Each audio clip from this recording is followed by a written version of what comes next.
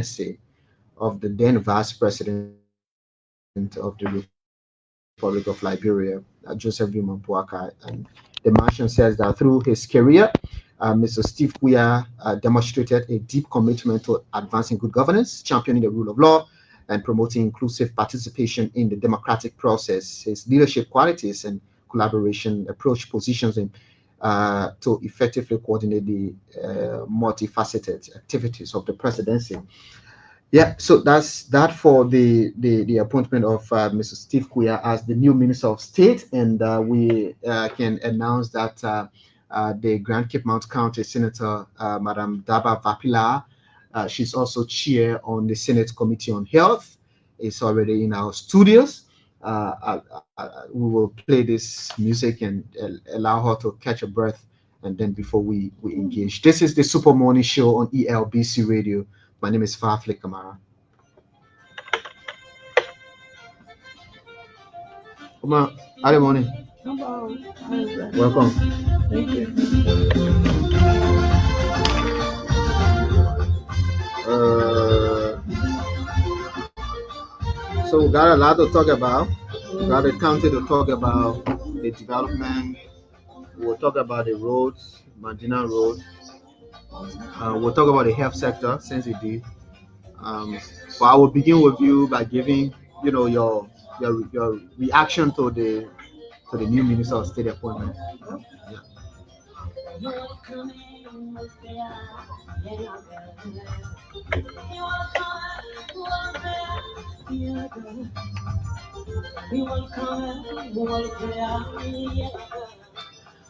This is 99.9 Princess Fatu Giflo.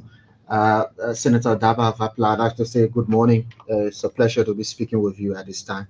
Good morning. How are I'm you? glad to be here too. I'm good. Great. Morning, I'm open. Yeah, but you on recess, so you have enough time, to commute around. Weather how it sounds until you start serving at the legislature. When you on recess, the meaning of that is that the legislature is not in session, so we do not meet at Mm, plenary to debate issue, to pass okay. bills and all of that. But we continuously work. Our offices are open. We are having meetings. Committees are working, Okay. and in between that, we visit our constituencies. So Yeah. it's not all that reset as to being on vacation and lying home. No. Yeah. Yeah, great to hear that. I just want to begin with you by gauging your view on the appointment of Mr. Steve Kuya as Minister of State. You know government quite well. You know the importance of that particular position. What do you think? Well, Steve Queer is a familiar name when it comes to the workings of His Excellency President Joseph Numa Boakai, and I think it's a welcoming action of the president to take someone who knows the proximity of the presidency and someone who has worked with him over a decade plus during his service as vice president, Mm, and someone that comes with equally very cool and calm disposition. I think he's the best to serve. He has been in that office even during the presidency. So it's about taking on mm, wherever the former boss starts and continuing the work. So yeah. it's a good thing to take someone who already knows the area and they're not coming to learn. Mm. But you think what was the essential thing in that appointment? Is it because a lot of people say confidentiality because it has to do with the presidency? You engage the president almost every day. Well, I don't want to go into that so much because it's the prerogative of the president to Mm, take someone who he think can help manage his office. okay. And this is someone who has been managing his office, as I mentioned earlier, from vice presidency to the presidency. Mm, Sekuya, before this appointment, served as the deputy minister, you know that. mm, So there are a lot of things that he able to carry on, that there will be no gap in the operation of the president's office as compared to someone coming new and getting to be orientated and all of yeah. that. So I think it's the best decision at this time. And Personally, I'm speaking personally, Yeah. not as a legislator. Personally, I think he's the right person. Okay, great. Yeah. We speak at a time when LBS had broken grounds for the construction of a substation in Cape Mount. How big of a news that is? It is a big news. LBS is the mother of all radio stations in this country. I remember growing up in Robertson in that particular space where now we broke the ground. We had the outstation office, Mm. I think they used to call Elena, and that was the closest to LBS. We've never had national television and the stuff. Now that the people of Cape Mount are going to be opportune to watch the news, to follow developments, to have access to what is happening in the country across the other 15 counties. I think the other 14 counties, I think it's a welcoming news. It's also a development in itself because communication is important. Mm. As all we do, it provides education for even the young people because there are a lot of social media, fake news, and all of that. Having LBS not just going on the tour of our country, but going to stay, creating jobs, the infrastructure, all of Mm. those things are so good. So I think it's a very good thing for the people of Cape. And do the locals have any kind of responsibility to the maintenance of that particular project? Um, I want to say Radio Cape Town is also relaying this interview, but should the locals play a pivotal role? Seriously, everything that you do, especially when it comes to development, be it infrastructure, be it soft development, it has to have ownership Mm. by the people that it comes to visit that to benefit directly. So they have responsibility to work with the contractors to ensure that the contract or the project is implemented within a given period. Because we can't wait to dedicate, like I said, the day we're breaking ground. Mhm. Yeah, you were there. We are not interested in breaking grounds for flood. We want to break ground and see something grow, something come up. Yeah. And that can only happen by the community support, through the community collaboration with the contractors. And FBS itself, the management of FBS, in that sense, if they see that something is going wrong in terms of delivery of the project or the quality of work, Mm. they should be magnanimous enough to inform the management of FBS or to inform us as county leaders so that we can intervene in a timely manner to help carry the project on. Mm. So that responsibility is there. The responsibility of even having because the contractors, as I saw them, they are not keep continuing.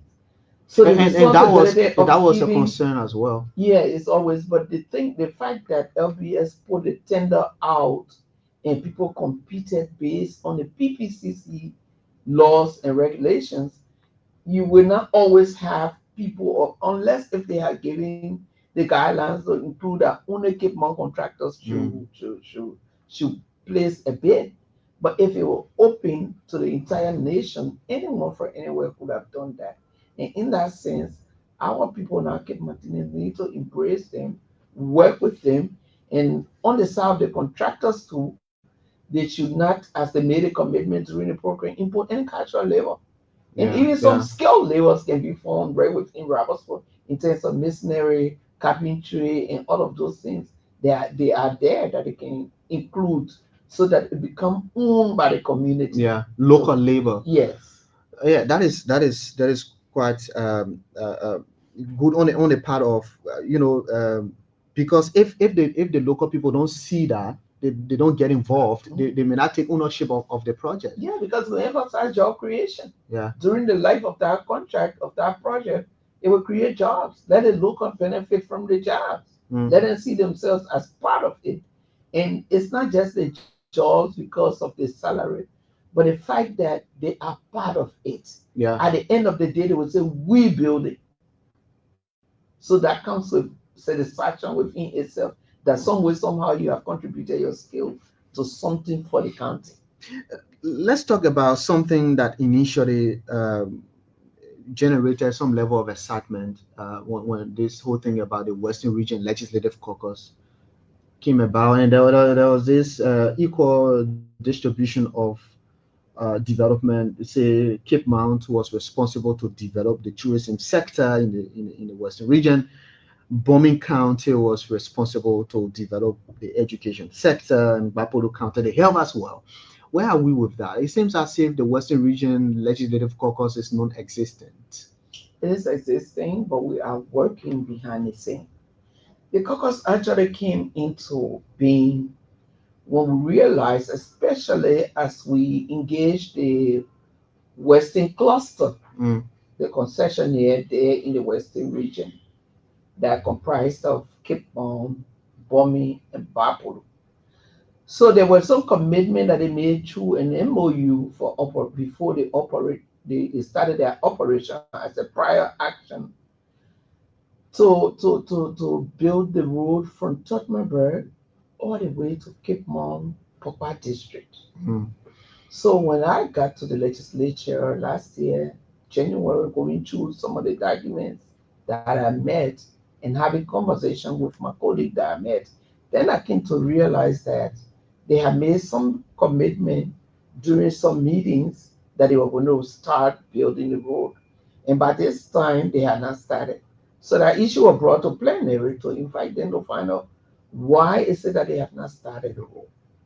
In our discussion at a committee level, we as Western Region legislators were invited, some on the committees and some of us outside the committee, so that we sit and discuss how can we move that path forward. mm. In our discussion at the end of the day, then we realized that there was a need since the three counties share almost the same issues when it comes to concessions that are within the region. And Yeah. also culturally, we are the same people. We speak the same languages and dialects and what have you. So why don't we sit together and see how we can craft out Mm. a development plan for the next few years while we are in the legislature? And that brought about the birth of the Western Region Legislative Caucus. We are having meetings. We have developed Well, a development we're plan. going to 2 years now. We haven't seen anything So tangible out listen of now, let that. me give you. You see, when Liberian people say tangible, it means they're building some building or they do. But if you fail to plan, Mm. then of course it's difficult for you to achieve. And the legislative caucus is not the entire government; it's a branch of the government that has to coordinate with the executive and the other branch in order to achieve some of the things that we have laid out. Mm. For example, we agreed that we're going to develop a plan along those lines that you earlier mentioned. We use the comparative advantage of each county Mm. to project where development should go to that county. So for Cape Mount, because of the tourism features that we have, the potential we have to develop tourism within our area, we decided, okay, tourism will go to Cape Mount. And when you say tourism going to Cape Mount, it means that you're going to have the roads, Mm. you're going to have the road built, you're going to have the health sector improve because if people fly in from other countries and come to Robertsport or Tala or Benue or any of those areas, or even go up the mine in Congo Mana River or go in the forest in Golakone, Mm. they should have access to medical facility, equipped medical facility. Because while on your tour, you could fall sick Yeah. as a tourist. So those things should be developed. They should have hotels. People need accommodation when you go into a particular Yeah. place on your Hospitality. holidays or what have you. So there are a lot of things that need to be in place for the tourism in that area to develop. Then we come to Bomi. We already have the community college in Bomi. And Bomi is centrally located between the two counties. So why don't we develop a Western region university? Mm. That means that students from across the region can come there. We can put some investment, expand or rebuild the current community college and elevate it. Okay. Then we go to Bapolu. Bapolu already has the Emirates Hospital, one of the biggest in the region, Mm-hmm. potential hospital that can develop into a referral hospital in the region. That requires that the road to Bopolu got to be built. Because when you talk about rushing emergency patient, the road has to be good to Yep. respond to that. Yep. That hospital has to be equipped, well equipped. You have to have the skills there, good nurses, And drugs. good, yeah, quality drugs, and of course you got to have the medicals, the specialists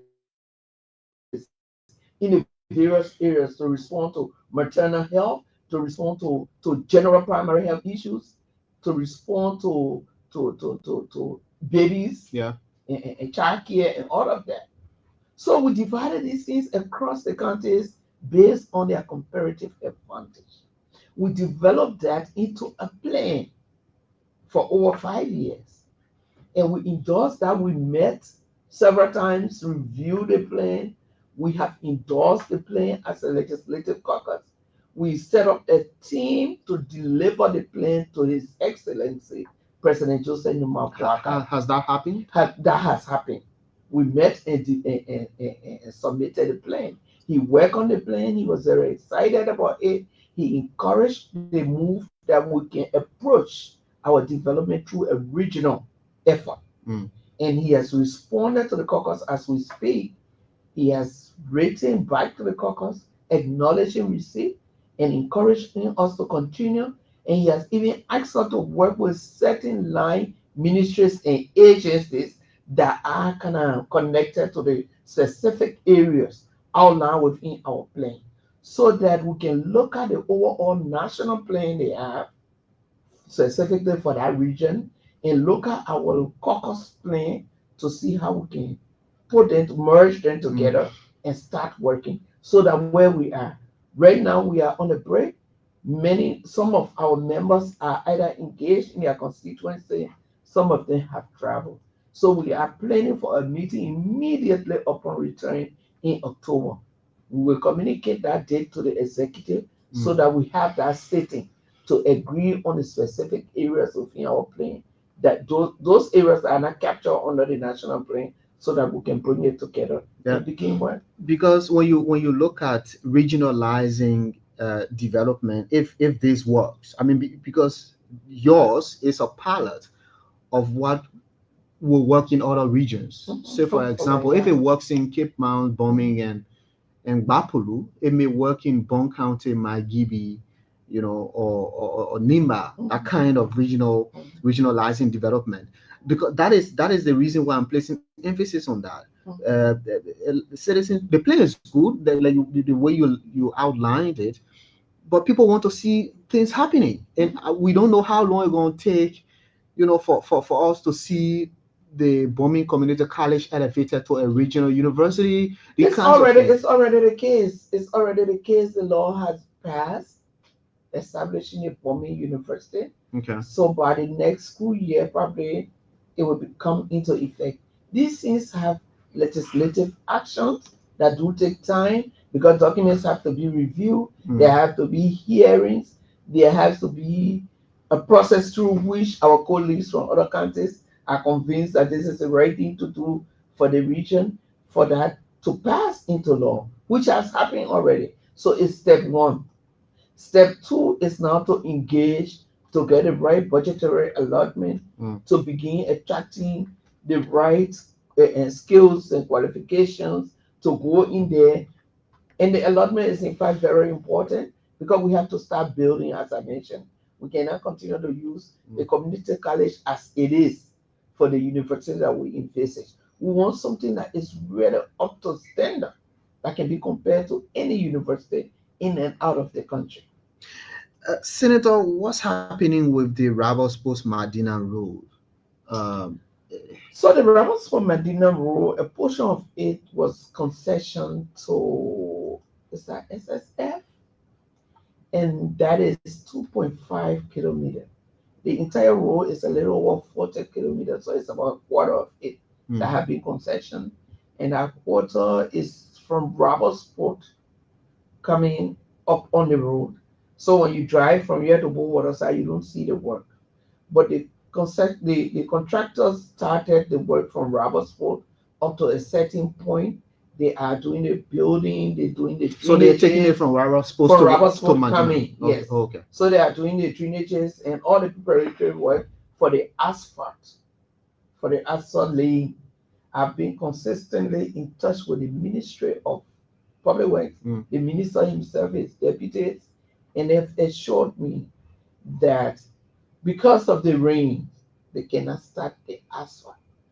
They have said that as soon as the dry season starts, the asphalt laying will begin. So I'm hoping that by next month, sometime before the end of next month, there about, they should start laying the asphalt on the portion that has been concession. As to the rest, we are engaged again with the executive. And let me let you know that the president is very much committed to that road. Every time we talk, he in fact asks me, how is the road going? How is the road Was the going? road pliable as we speak? It is pliable, yes. It is Okay. pliable. It is pliable. But because there's no asphalt here, of course, the rains in that area, they're heavy rains, so there's always pothole. But it's pliable. I was just there recently, and your team was there too for the groundbreaking. So One of the challenges that stalls the kinds of road work is the lack of money, finance. Do we have money for the roads, for that road to be done? I believe so because I cannot say emphatically, yes, we have money as though I'm the Minister of Finance or the Minister of Public Works. But the fact that when I speak to the Minister of Public Works and he gives me this timeline, I believe, and in fact, that they signed a contract, they should have a source. And I can say, yes, there is money already for that. Is that road going to be done before 2029? Yes, Are I'm you sure sure. of that? I'm sure that entire road will be finished before 2029. I'm sure of that. Because when you campaigned, that was one of your. Of course, I've always said that Rappersport or Cape Mon is one of the oldest counties in this country. It's not a newly formed county like other counties that came on probably during the 80s and onward. Cape Mon is the fifth county from the foundation of this nation. And it's one of the only counties that the capital city, as close as it is to Monrovia or Montserrat, has not have an all-weather road. And this is a cry of our people. And because we are representing the people in this government, we will continue to raise that in every space we find ourselves by any means possible that we can connect with the people across the aisle to ensure that that gets done. And between now and 2029, I can assure you that that road will be done. You're putting pressure on the public works ministry. I don't want you to call it pressure because even in the AAID, the arrest agenda for inclusive development, the issue of road is paramount. So there should not be pressure. This is only a way of reminder that the people of Cape must see their road. The road has a lot of it, it is a means by which the potential of that area will be unlocked. Yeah. Because we can't talk about tourism and people cannot. You need to wake up on a Saturday morning and say, I'm going to Robertsport and enjoy the clean and beautiful beaches. As we speak, within the West Africa region, that place holds the best wave for surfing. This is a sport that is not widely known in Liberia, but it's fast developing in Cape Mon. And we need to tap on that opportunity. Because as we speak, people come from Ivory Coast and other places just to go surf. Because the wave there is very good. The beaches are clean. But if you have challenge with the road, you will not have much of that happen. And we need economic activities. Yeah. With the road now, it doesn't encourage that. Yeah, that road has economic returns. Let's talk about the social development fund. I mean, I'm getting reports that B Mountain is not remitting some social development fund. The county is yet to get social benefits from B Mountain. Is that the case? Are you concerned about that? Well, anything within the MDA that needs to that is a responsibility of B Mountain and they fall short of meeting that responsibility, well, obviously be my concern.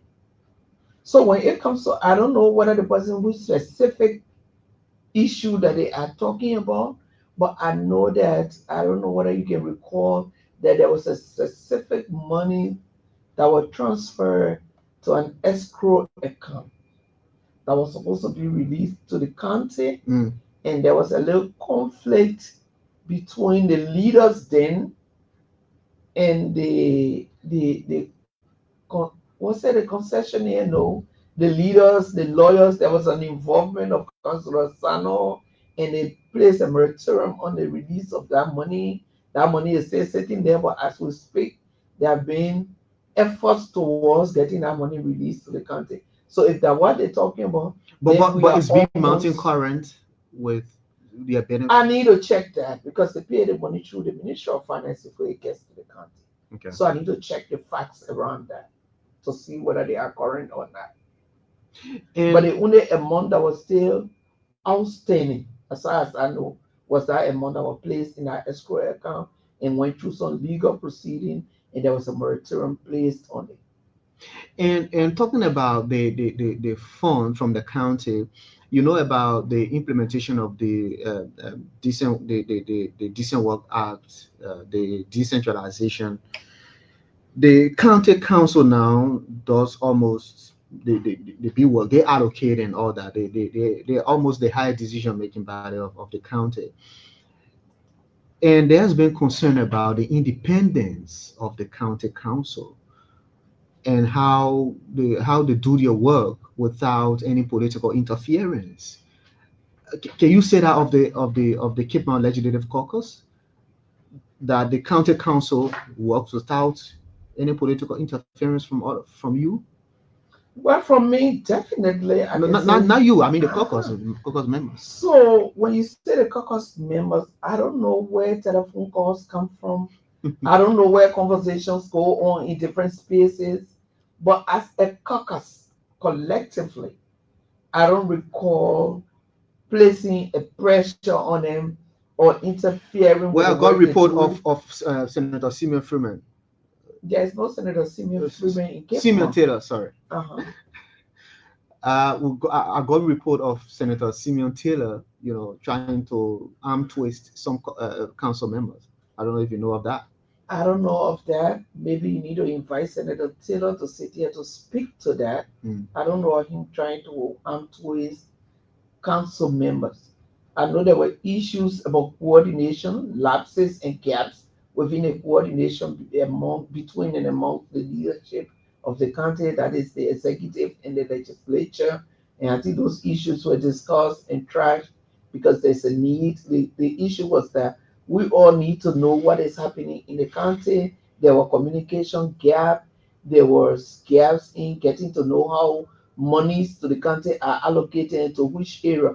Our role as legislators is to have oversight. It's one of the cardinal role of the legislative branch, to have oversight. Mm. So if we are informed prior that okay, this amount 50 cents coming to this project, when I go to my constituency visit, I will see what is happening.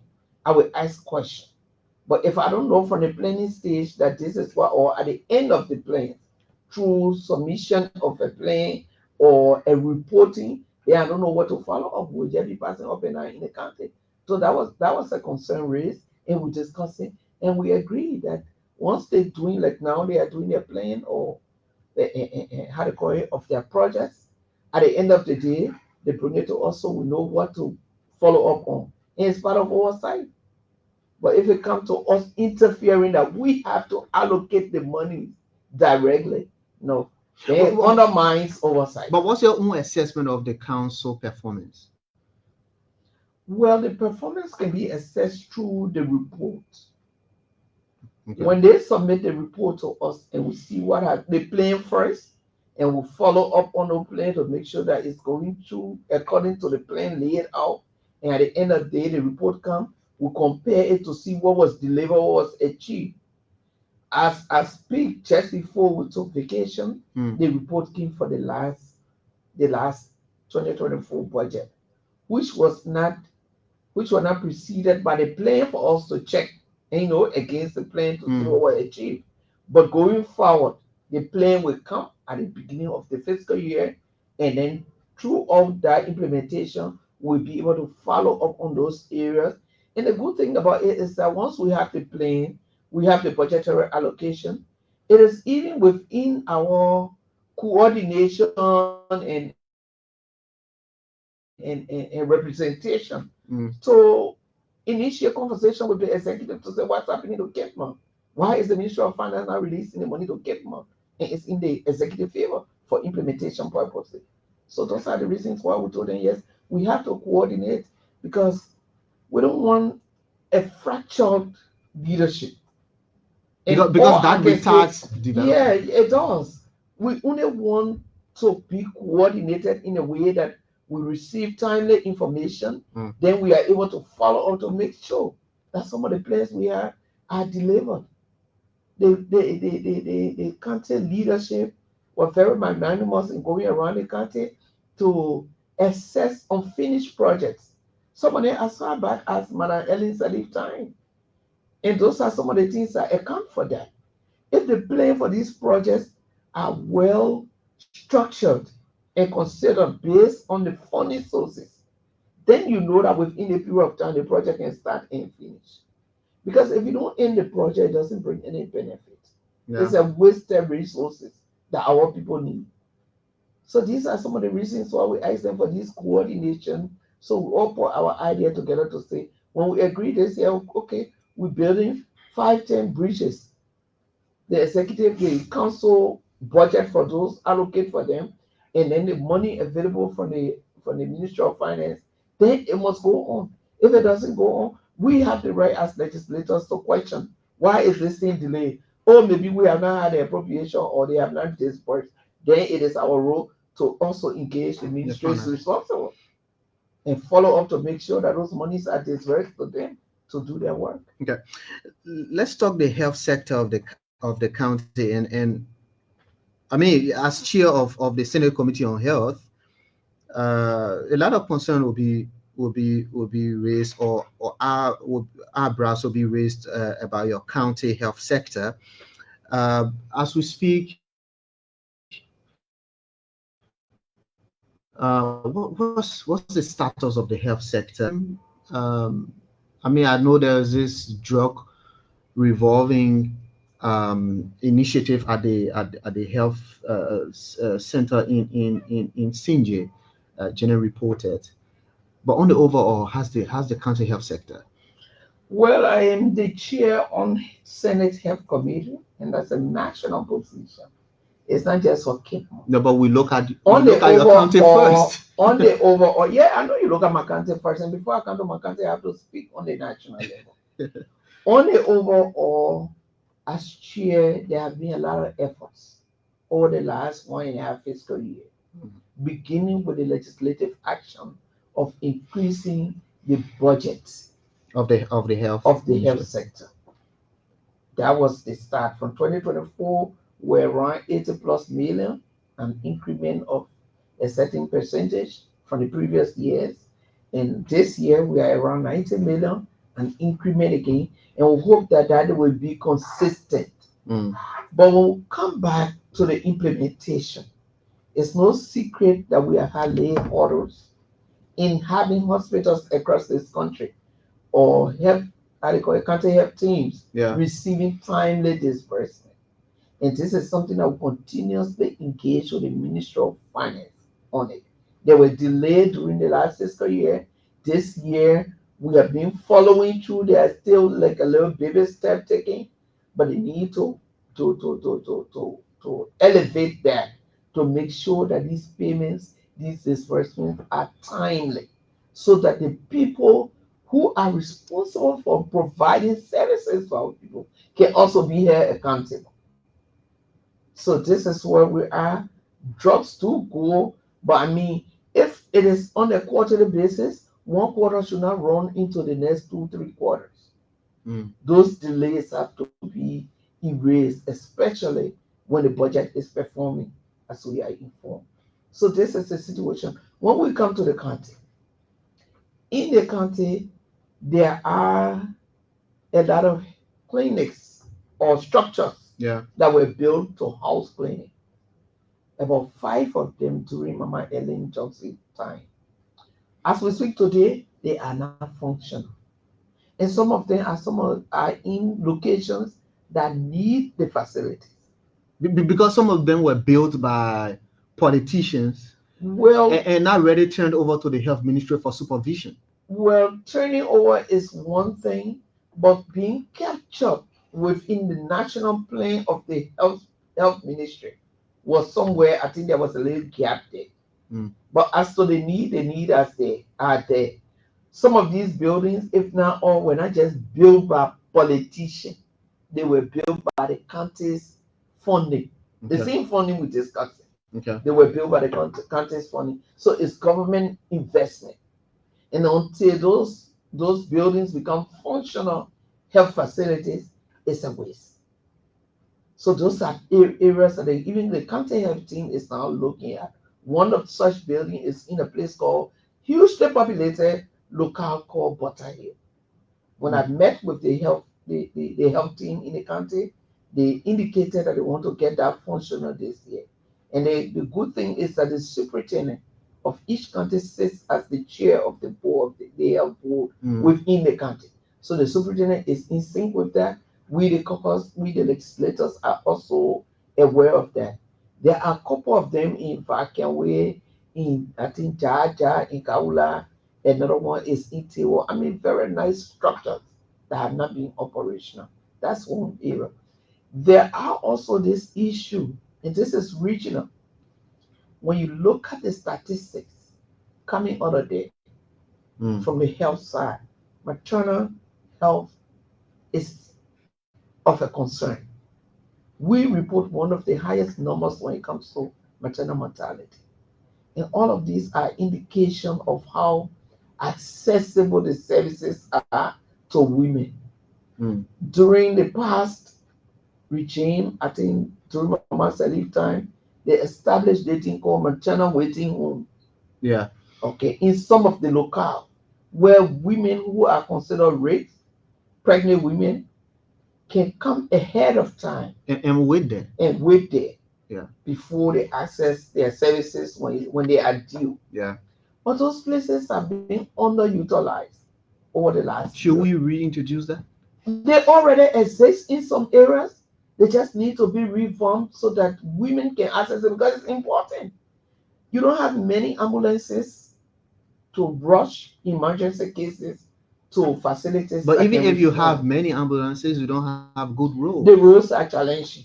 So it's good if the woman visit the health facility in their area and they are assessed to be having rates and the need to deliver in a facility that are able to respond in case there are issues during labor. They need to move to the maternal waiting room, wait there until they are due and they go through their process safely. What is hindering that, according to discussion with the county health team, is that our system, family system. Some families find it difficult for the woman to leave the home and go a distance. You need to have supplies in terms of food, basic Yeah, supplies. clothing. When you are not clothing, because clothing you don't need it every day, but you need food every day. You need some basic Yeah. supplies to sustain you. So if you are in your home and you get one cake of bar soap, the entire family uses that until it's finished, right? But if you have to go a distance, then you have to have your own, Mm. which comes with a cost. So according to the discussion, these are some of the things that are having women a little reluctant about separating with their family to go to the maternal waiting home.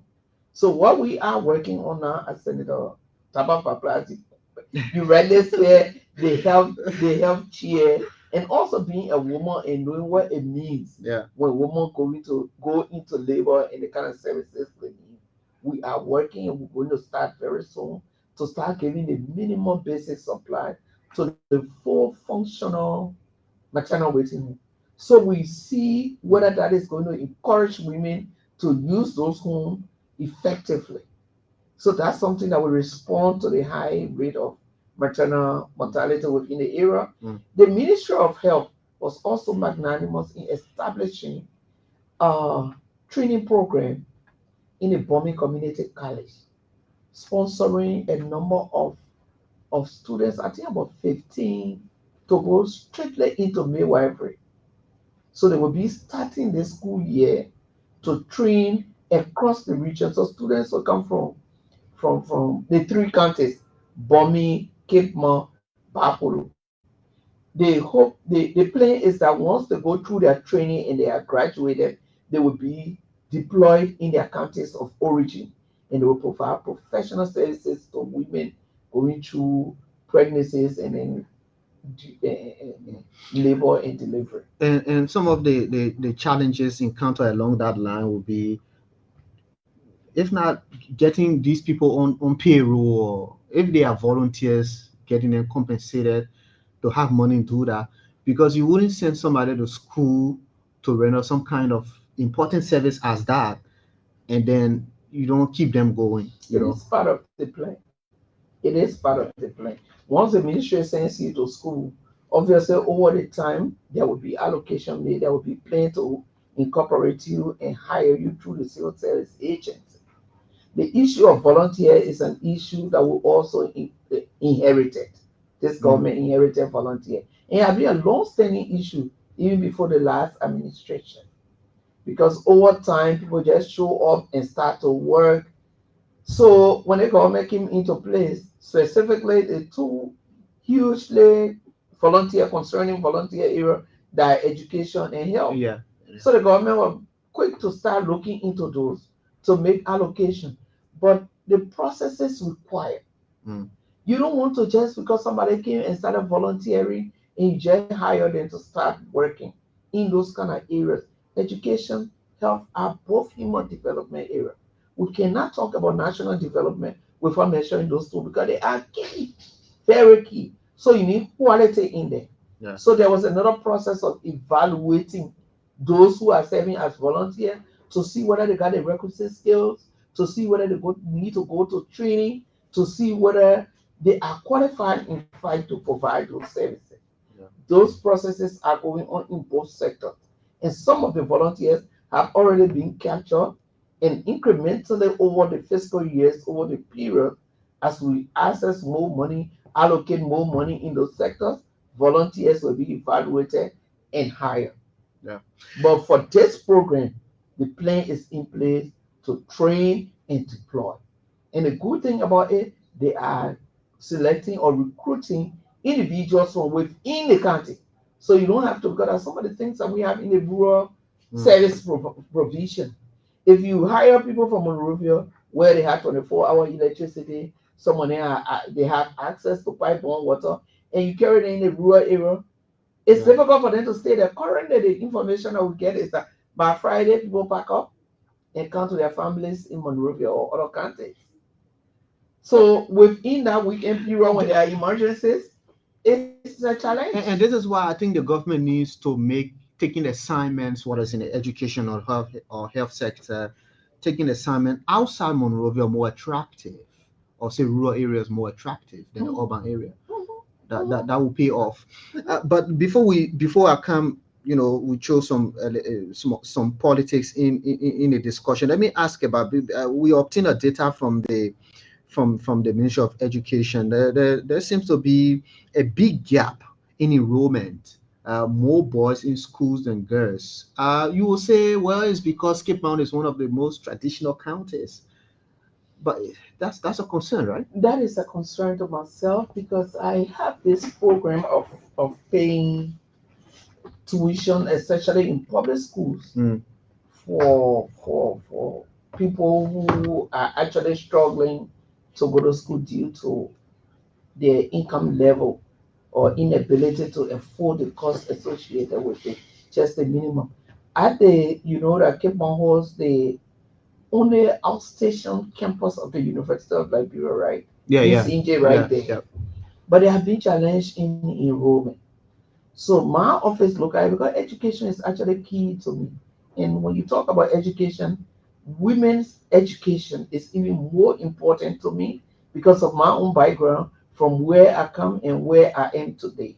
I know how many of my own siblings, before I go to the community and the county level, smart potential women were denied of education because of the tradition at the time. So I think in my role, it is my responsibility to encourage a lot of young girls and women to go to school and remain in school.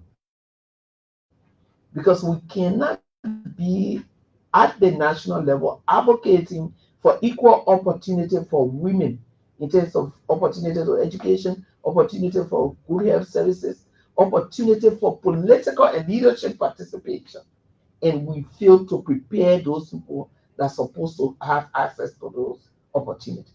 So in my program to give opportunity to students to go to St. James Trust Polytechnic, I set a ratio of women to men.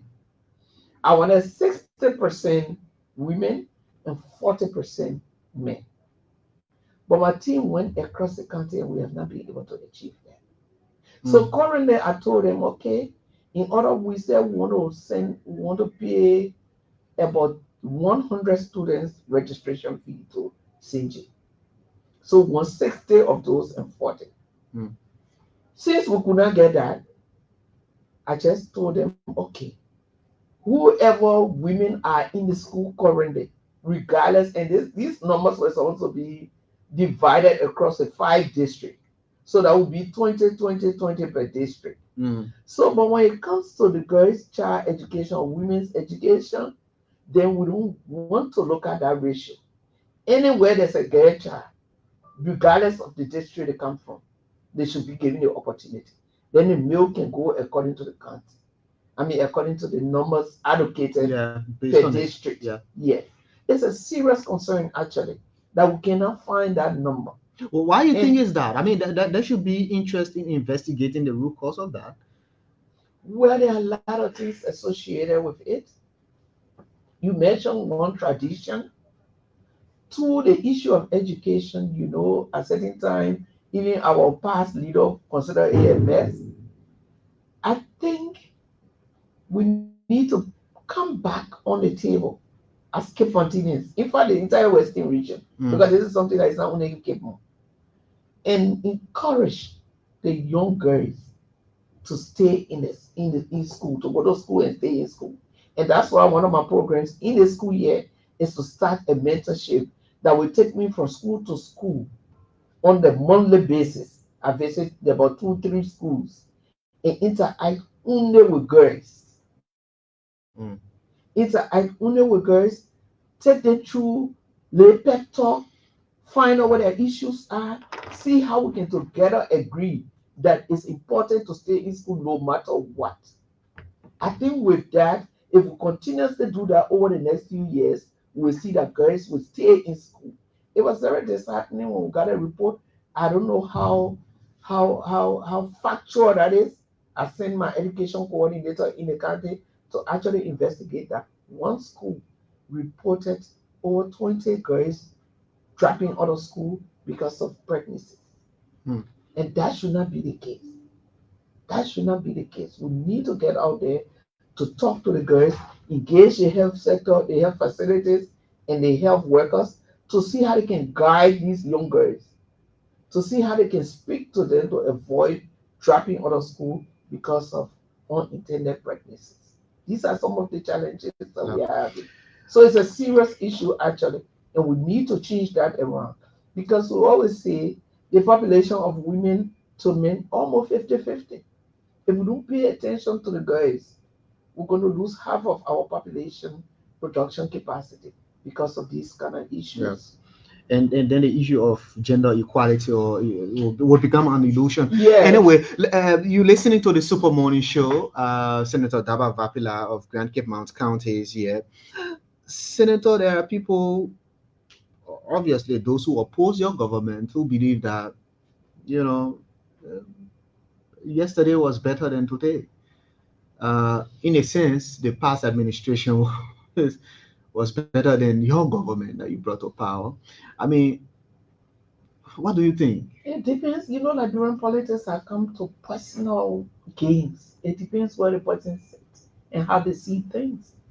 Obviously, if you were part of the government the last time, a government that didn't pay attention to what was actually happening in the rural areas, what was happening in terms of roads, what was happening in terms of infrastructure, what was happening in terms of keeping the hospitals open and regularly supplied, what was happening in terms of increment in budgets in specific human development areas, what was happening in terms of happening because it's not coming to me personally.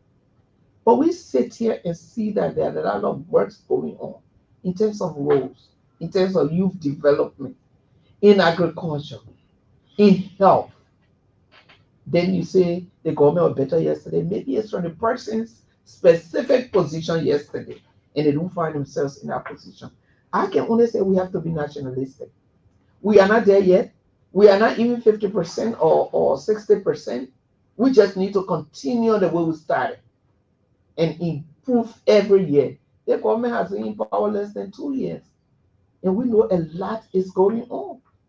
The government talk about roads, the president talk about road, and roads are going on. The young man who was celebrating the road inside, no, is not a politician, he's not a government official, but the fact that he can leave from a particular point to another point in 1 hour, he's happy in the rains. People are going places. I can go to my town, Damala now, without thinking about it. So now I wonder when did I reach? Because things are happening. We are hoping that the yellow machines can come sooner with all the intervention the vice president has done, and that all the other processes, including procurement, can go into place so that by the dry season, we can see road work all over the place. All the things we're talking about, being able to monitor the schools, the roads have to be done. Being able to monitor the services delivered at the health facility level, the roads have to be done. So those things we are sure that within the next 6 months or so will be in implementation, given the kind of works that have been put in place. So if someone says and say nothing happening, then it's sad. But of course, this is the nature of the politics. I don't care what you do. People will oppose you. Anybody who wants to sit and sleep with me. That was sometimes for me, I don't respond to things some people say, oh, like this, like that. I remain focused. I'm here on behalf of Kidman. And I will make sure whatever humanly possible is within my scope of operation, I will do it for Kidman. I don't expect 100% or even 90 or 75% Kid Martinez to say, yes, she's doing well. You know why? Because they had a different choice yesterday. And there are elections after every 9 years or every 6 years. In fact, there will be election, and they hope that their choices will come up to the stage. So you expect them to clap for me? No. So it's the same thing with the national government. I don't care what you do, there will be few people that will say, but listen to people who do not have any benefit, be it the last government or this government. Then they speak honestly. They don't speak because of their political conviction. Right? Yeah, they come up people. They don't speak because of their political conviction.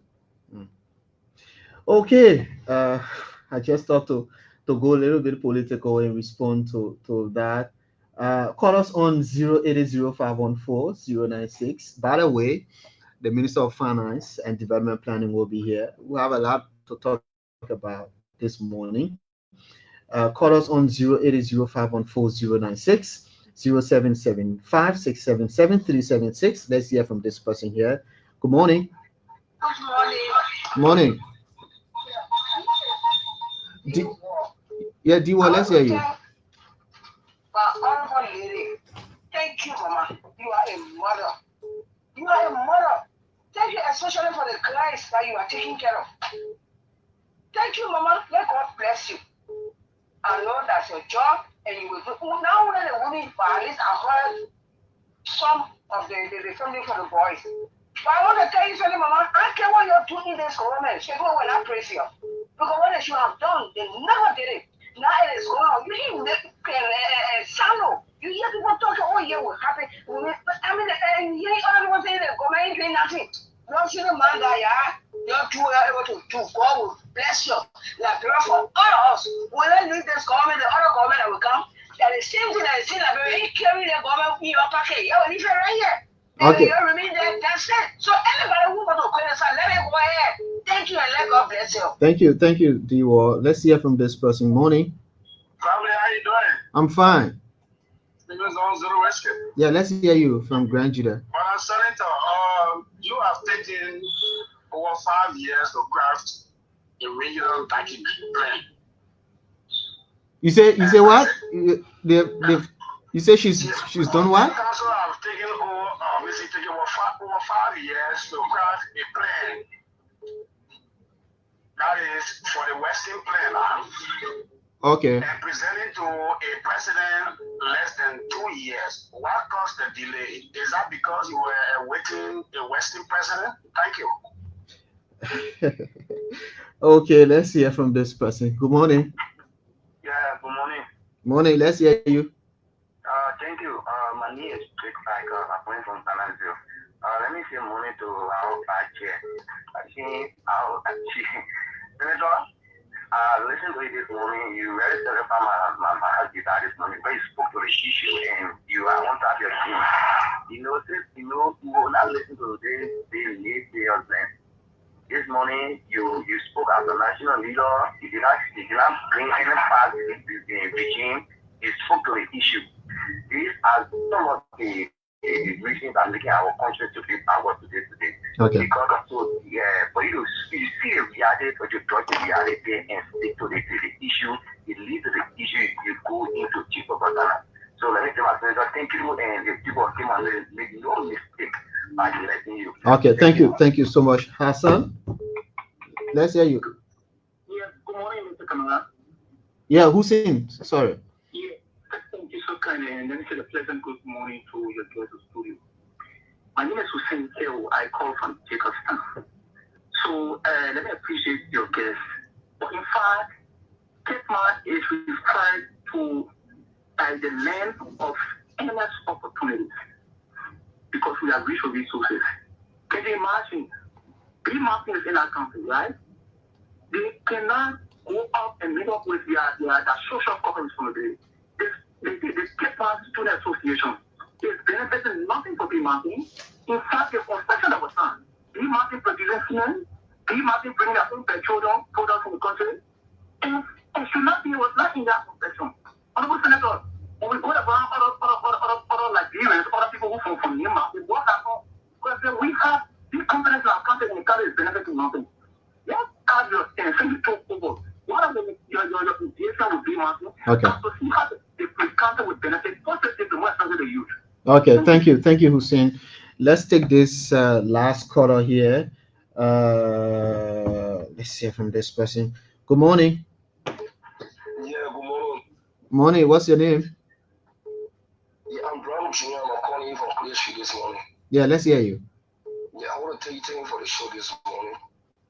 Good morning to the Senator. Yeah, Senator, thank you. You know, you came in still this morning with open mind. You never change with politics. They're contrary for everyone else. If you're opportune to find say at a higher level, you serve your country. When you do for that today, your legacy will tell people, yes, when the minister in power, they don't want to do this. The Senator did this. So we should not mind certain people that may use the opportunity yesterday to do the one to come back.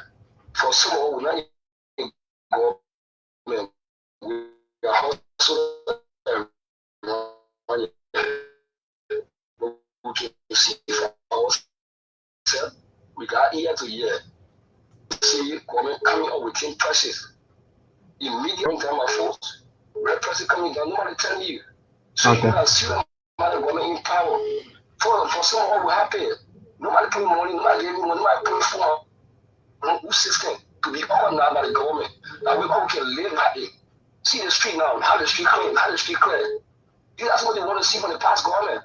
But I want to pay your team blue barrel, you're putting on your ram barrel, and man, I wait you. All the things are going away, so we're heading. Okay. Thank you so much, Senator. You can respond to the concerns. Oh, thank you very much. Thank you. And let me say thank you to Madam D. Ward. She's always a regular listener to these talk shows. And I really appreciate the way she's involved. We'll continue to do what we can do for our people for the time they are giving us to say things. The regional plan that I mentioned, probably you didn't get me to through the person from Grand Jide. We did not take 5 years to craft a plan. As you are aware, we've been in office less than 2 years. The plan has been developed and presented to the president. The president has responded. What I said that the plan covers the period of 5 years, the initial plan. So probably that's why you took to be 5 years. No, we didn't develop any plan. With 5 years now, we're not in public service, we're in our private service. So we could not have developed a plan. What we have done, maybe work through the others who were in position. Okay. But since we took over as a caucus, that's when we started the regional plan. And we have gone as far as regionally presenting it to the president. So I think that's an effort, and we have enacted a law for the university in Bombing. That is also an achievement. So we are already in the implementation stage for the color from Benjamin. For the color from Banase, when you are in leadership and you want to lead by blaming, is a recipe for failure. The reason why we came to leadership is to correct some of the wrongs that were happening. So when I sit and just be blaming, we have to work. So I can come up here and start blaming. I have to tell the people what we are doing to correct those things. And that's why we went all out in the ring, in the sun, to campaign for the government, because we know that the government was well situated, the leadership of the president, to correct some of the wrongs and start introducing things that we have not seen for decades, like the issue of the road in the southeast and other places. These are things that never happened. The Western region is also on the fight from Brenner for road within that area. And by the grace of God, in the next 2 years, those things will be coming on. Uzi come from Jacobtown. The issue of BMMC is something that is a concession. We will continue to engage them, but not outside of the concession that was signed. And if you follow us during the campaign, this was one of our disappointments. When the renewal, the 25 years concession was signed, the new extension was done just within the campaign time, August 2023, which has a period for review. And the law provides that during that review, we will now sit and look at what was signed, what are some of the needs that you have, including the issue that you just pointed out about the young people, their education, all of that. And we sit down and renegotiate. And that was, as caucus, I think we are looking forward to come with open mind. Of course, that's me. I'm a politician. I'm the vice chair of the Unity Party. But when it comes to discussing national development, we have to be straight and to the point. For people to come and say the government not doing nothing, of course, we got a fake news. Everybody got access to how they call it, Facebook politician. They will say as the fee. Because everybody thinks to denigrate the government is a way for them to elevate themselves. So that's not our problem. Our problem is what is happening. Well, Senator Daba Vapila, we have to go. The finance minister is here already. Thank you so much for being on the show this morning. Thank you too for having me, and thank you for keeping. I will continue to push you until that contract is ended. But I trust the leadership of LPS. Once you have said that you have the funding allocated for that, I'm sure that will be done within time. And we'll go by that to dedicate. Like I said, we cannot break ground for flaws, but for tangible development. Thank you. Thank you. She's Senator Daba Vapila of Grand Cape Mount County. My name is Vafle Kamara. Next, I'll be speaking with the Minister of Finance and Development Planning. Thank you. Yeah. My boss is here. I'm a boss man, the Minister of Finance. Let me hear this something.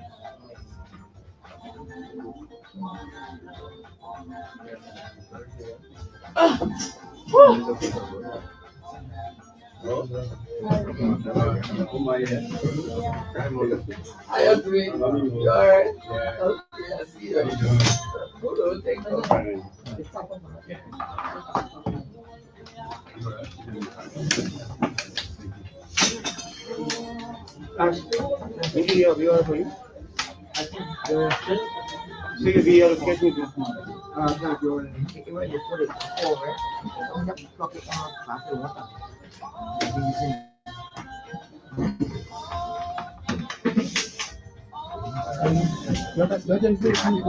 Yeah.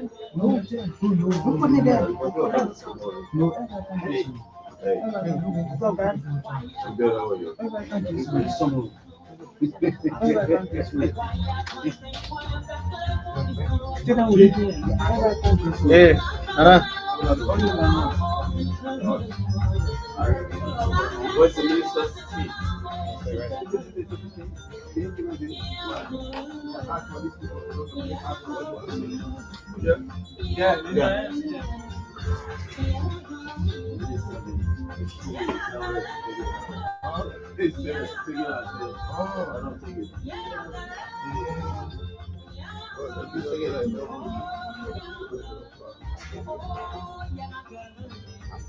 Jermaine, I just said a word.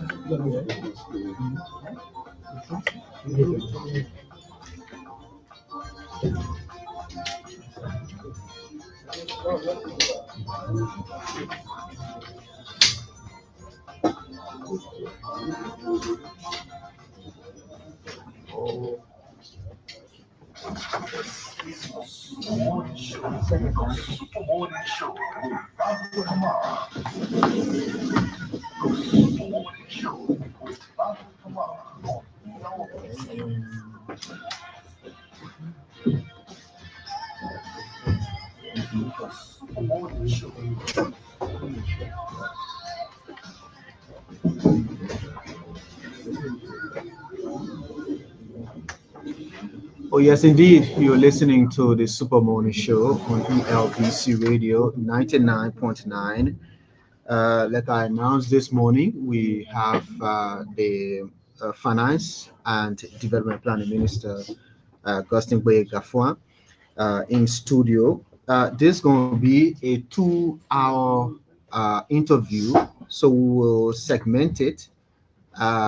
We will take segment one to talk about all things national development. Uh, uh, that includes what is the payment of civil servant salaries, uh, the just basic economic issues, the bread and butter, I will call it.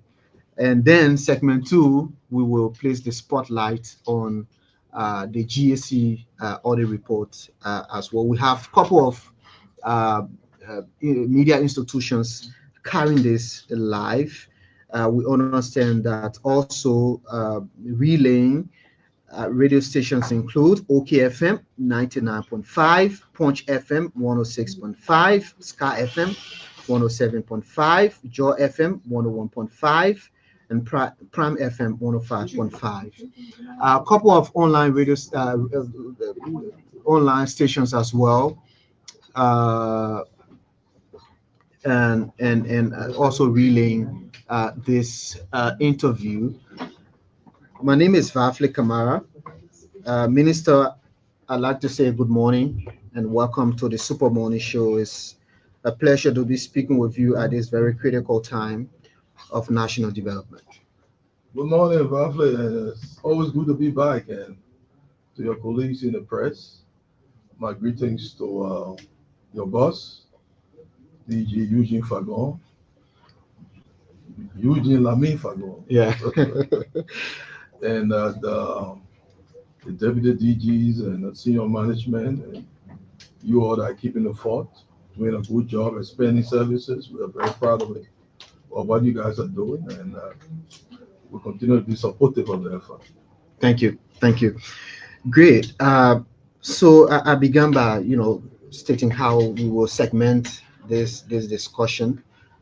But based on realities, Minister, based on prevailing realities, and based on your data in terms of development, um, the economic issues, is today better off than yesterday?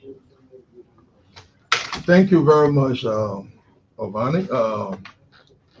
Well, there are a lot of indicators, and for today, I don't want to be so sophisticated to talk hard tech economics.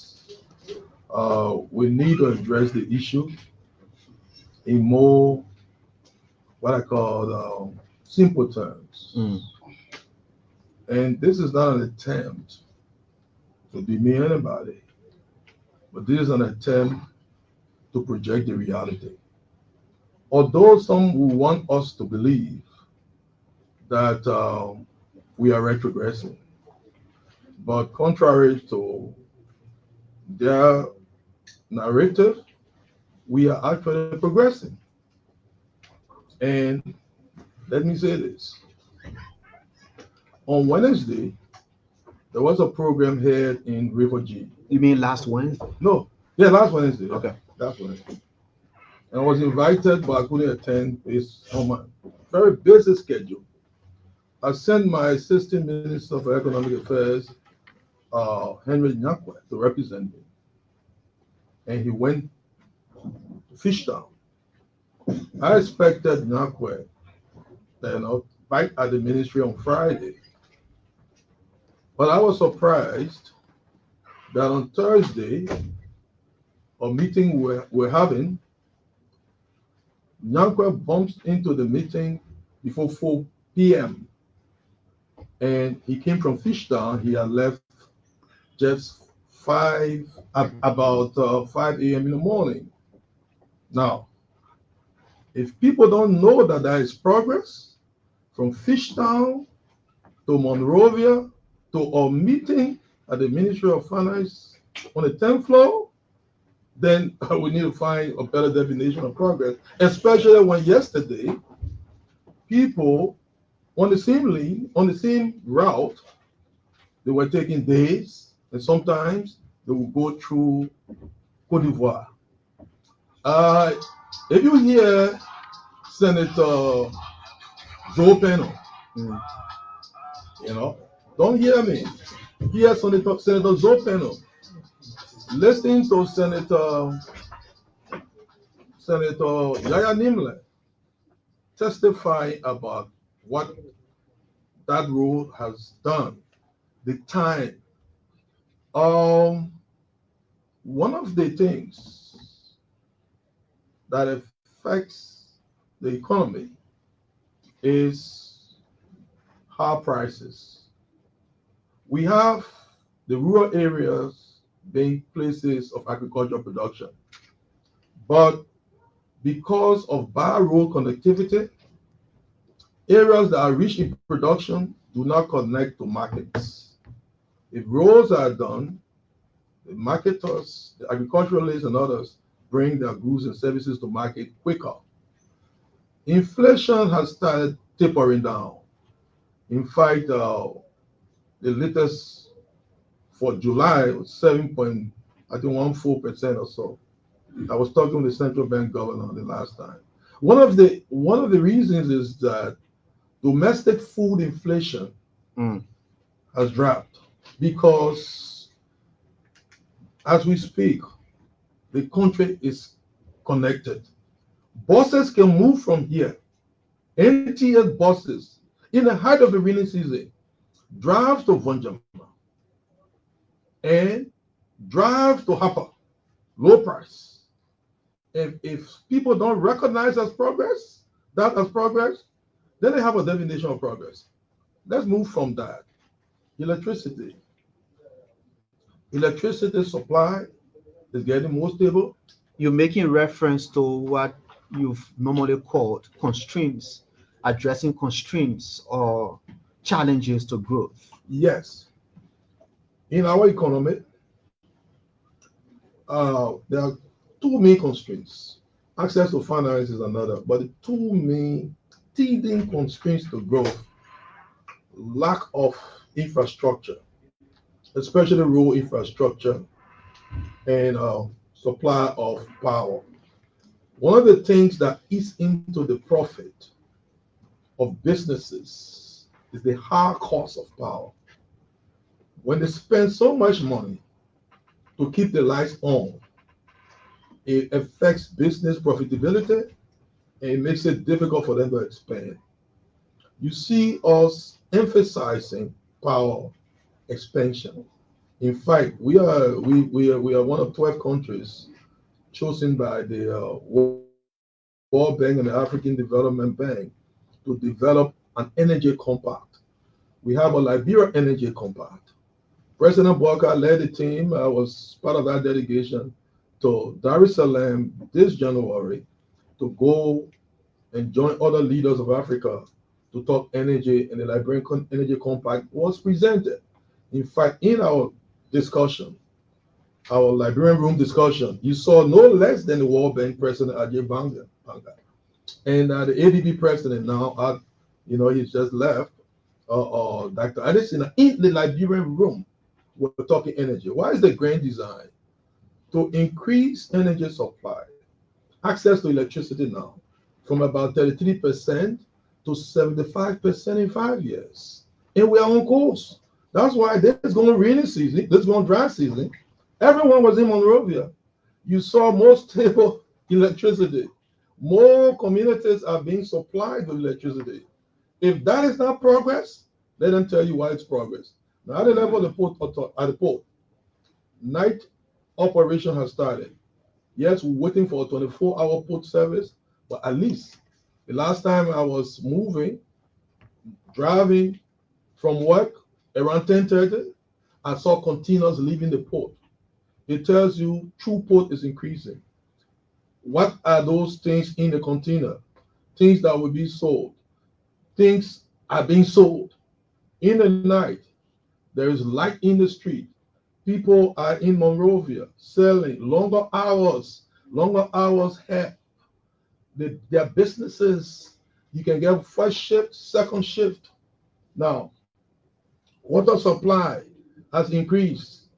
It's been a long time since I saw muscle men toting containers climbing the Johnson Street Hill.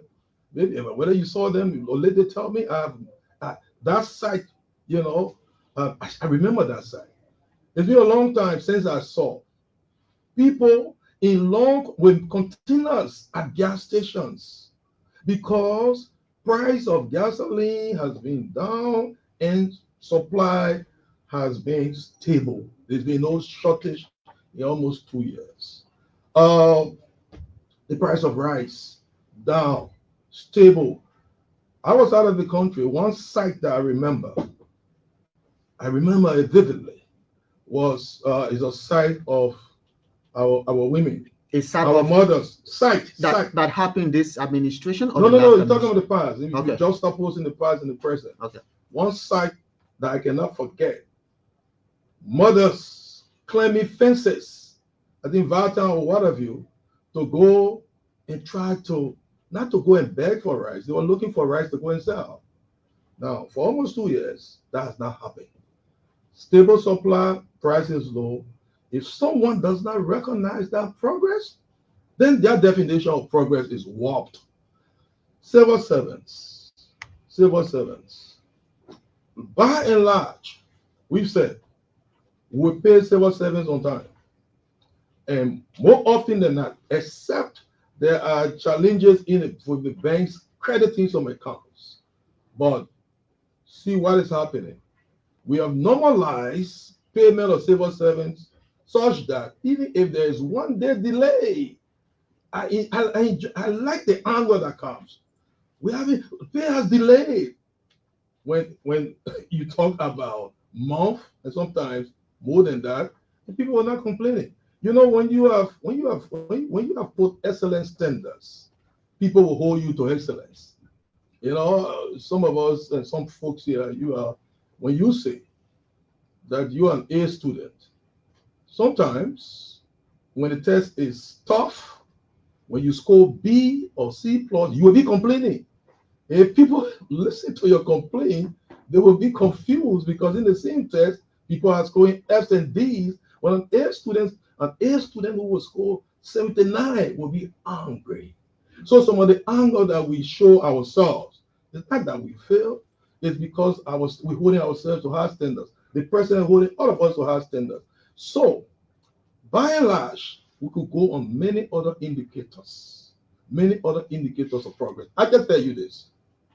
Talk about civil servants. Yeah, I want to ask about the currency of civil servant salaries. Yeah, it's current. It's current. We pay largely on time. We in July we pay around the 15 or I think around the 15. Before the 18th, before the 20th, we have paid almost everybody. We have paid everybody. August, we pay on time. There were one or two challenges with banks crediting, and that's why we solve it. Now, we are digitizing the economy. The central bank, we're working with them, introducing the payment switch, and that will improve the efficiency of the entire economy. I was talking about you're talking about yesterday and today. At least we know that today, since we have not credited to pay civil servants, we have not. Did it happen yesterday? Yesterday, government credited to pay civil servants for the month of, I think, for 2 months. In the tune of how much? The total credit, 83 million US dollars. You heard about that. Part of it was to pay civil servants for the 2 months. But in this year's budget, we have 16 million budgeted to start to pay back. The 83 million. The 83 million. So in a sense, this government is paying the salary for December 2023 and December 2022 or 2020, November 2023, while we are dealing with this year's burden.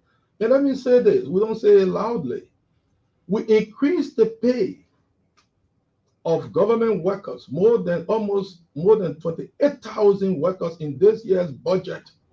You know, the pay of people were tough off, whether the police, the army, and others. In fact, the police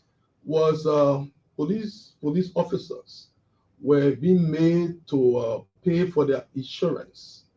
In this year's budget, we said no police officer will pay their own insurance. And go and ask. And let me say this: at the judiciary, whether it is at the level of the bench, Supreme Court bench, and judges, and many of the folks there, we have almost practically reversed, because they suffer steeply cuts due to harmonization. Their pay has been restored to pre-harmonization levels, and we're doing more. In other branches of government, in other integrated institutions, the medical workers. So we don't come every day to be talking these things because we are fixated on working and doing more. But if you're trying to juxtapose and contradistinguish between today and yesterday, we don't say, let me say this, we don't say we are in utopia, but we are not in dystopia. We have not reached heaven. We cannot reach heaven. But for people to make it, to go and put and just what I call suffuse the atmosphere, put so much spoonful of negativity and make it to look like Liberia is progressing, it's wrong. Because you mean regressing? Or regressing, rather. Thank you for the correction. Liberia is regressing or retrogressing. It's wrong because there are a lot of indicators of progress. And when you give this what view of progress and say that everything is went by this or here or where, maybe you're on a different planet. We still recognize that there are challenges. That's why we are putting our shoulders to the wheel to continue to work. We will not rest on our hours. We will continue to sprint to make sure that every day, as I told you the last time, we can assure you that tomorrow will be better than today, as today is better than yesterday. Day after tomorrow will be better than tomorrow. We are on a path of progression, and there's no turning back. Should it be a moral responsibility for those who benefit in what is civil servants increments? Should they come public to bear witness? Funny. Should that be a moral responsibility? I think nurses CB Tomba celebrating. That was on Facebook. But I understand why people who's benefited from salary increases will not announce it for obvious reasons. Maybe they don't want the pressure to come on them. Valve, we're looking at increment of salary generally. If we increase salary, assuming, I don't know, maybe you will not do it. You'll go and declare, you'll do an open declaration. If we increase the salary, put maybe $1,000 on, the probability is that Valve would not want to make it, public. And we respect your privacy. Let me give you something. You didn't ask that question. People will go and say, we pay below the minimum wage. I saw someone's salary $70. How do you guys say, the minimum wage is 150? Yes, the minimum wage is 150. In fact, no one on the civil service, on the central government payroll makes below the minimum wage of 150 as mandated by the Decent Work Act. And President Boyka said all those individuals that have not, reached that point, this year's budget, they are. But people forget to know that it's gross. The gross is taxable when the tax is taken, and maybe Social Security, maybe based on where they work, they have insurance, maybe based on their own repetition with the banks, they could take loan. So what we do after those deductions, especially the income tax, Social Security, the balance we bifurcate it. We pay in two currencies. Liberia runs a dual currency regime, Liberian dollars and US dollars. So 70% of the pay is in US dollars. 30% is in Liberian dollars. Some conveniently, when I ask them for their pay, they volunteer one and make it to assume that they don't get the other. I go and be telling every day coming to EFBC and say, no, that's private issue. So people don't, the inclination to declare salary is low for obvious reasons and will not push them. But more than 28,000 persons in this budget benefited from salary top-ups. What about volunteer teachers being placed on central government payroll? Yes, I think the education ministry has placed more than 100, more than I think 1,000 of them already, and we budgeted for that. We have MCSS. You know what happened. There was a runaway situation where volunteer teachers, I think, grew from about 100 persons to about 700 in no time. There's been vetting done. This year, we're starting the process. We're giving some money to the MCSS to start those that have been vetted. We will start the migration of those volunteers on the payroll. Yeah. We may not do all this year, but we have started, and we're going to start this year. Minister, can you tell us that you've reversed 100% the harmonization policy of the last administration? No. Finance ministry employees were affected. I don't feel good that we haven't had a fiscal space, people working all the time. We have not employees across the general government, many other places, but we targeted health. Okay. We targeted police. We targeted the judiciary. We targeted EPS. We targeted the army for top-ups. So in this new budget, we're looking at the fiscal space. We intend to do more. We'll be doing it, graduating it, and at expanding people into. So we are not talking about, we can't say that by a goal we'll be able to reverse everything. but as the fiscal space allows, we will do more.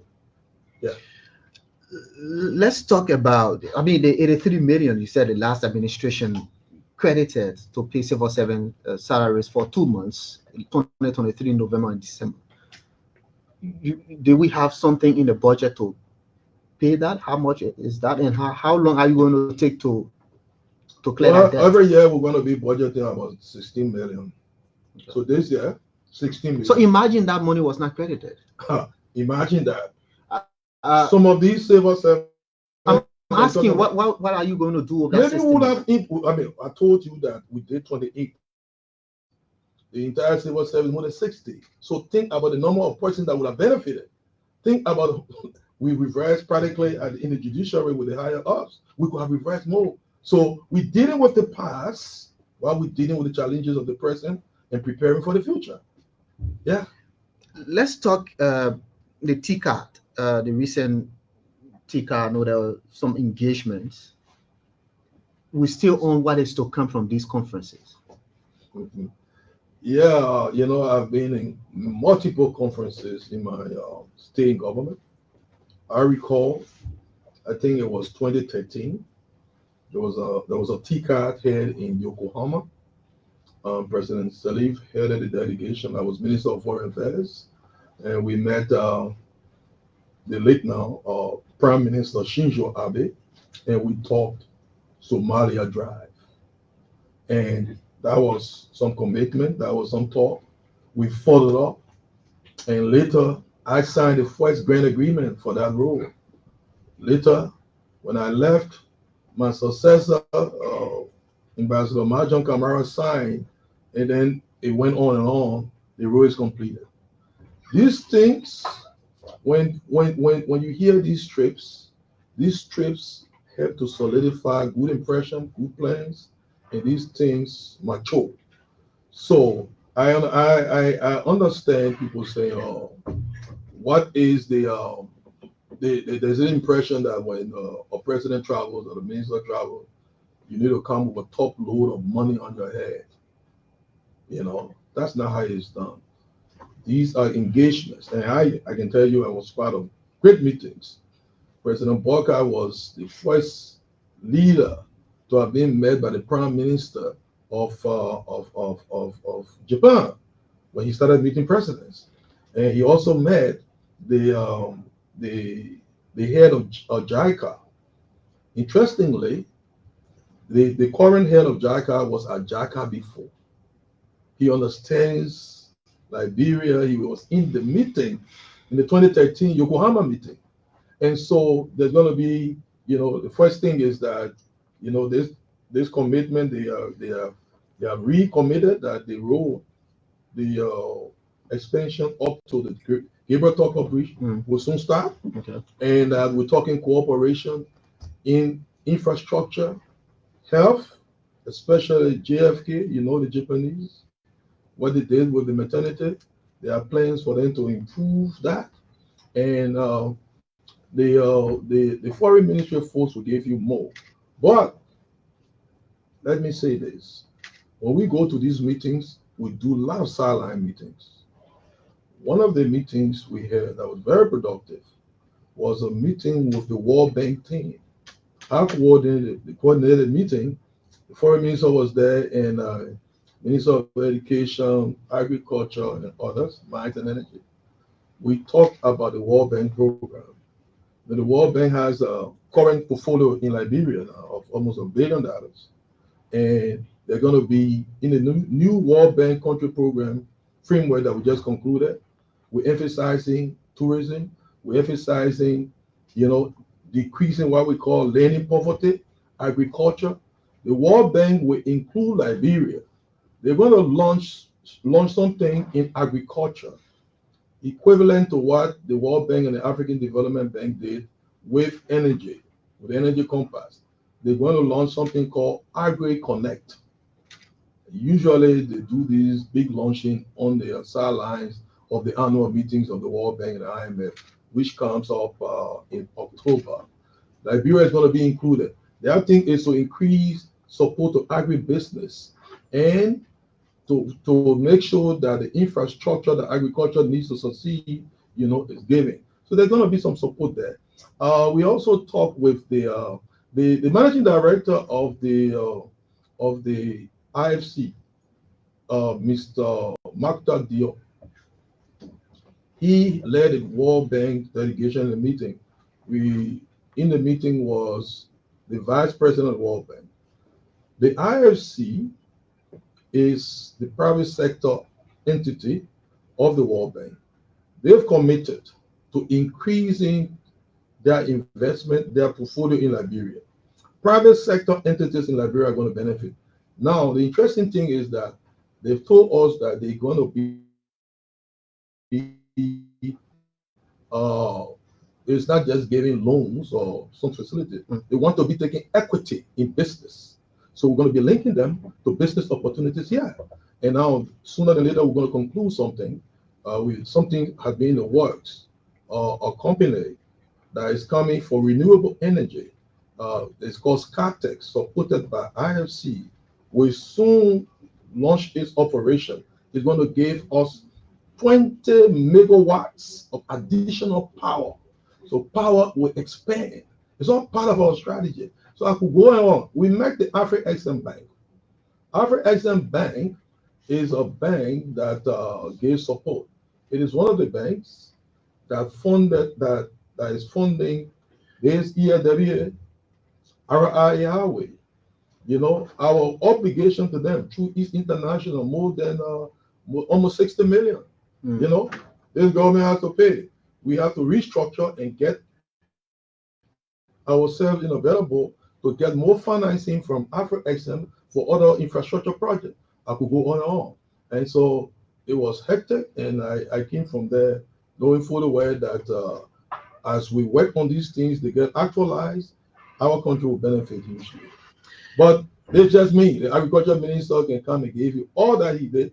What was happening is that many of us were in our private lanes. As finance minister, I was engaging, minister of education engaging, every other person was engaging. I'm just giving you my side of the story. Minister, any updates from the MCC compact? Yes, thank you for that.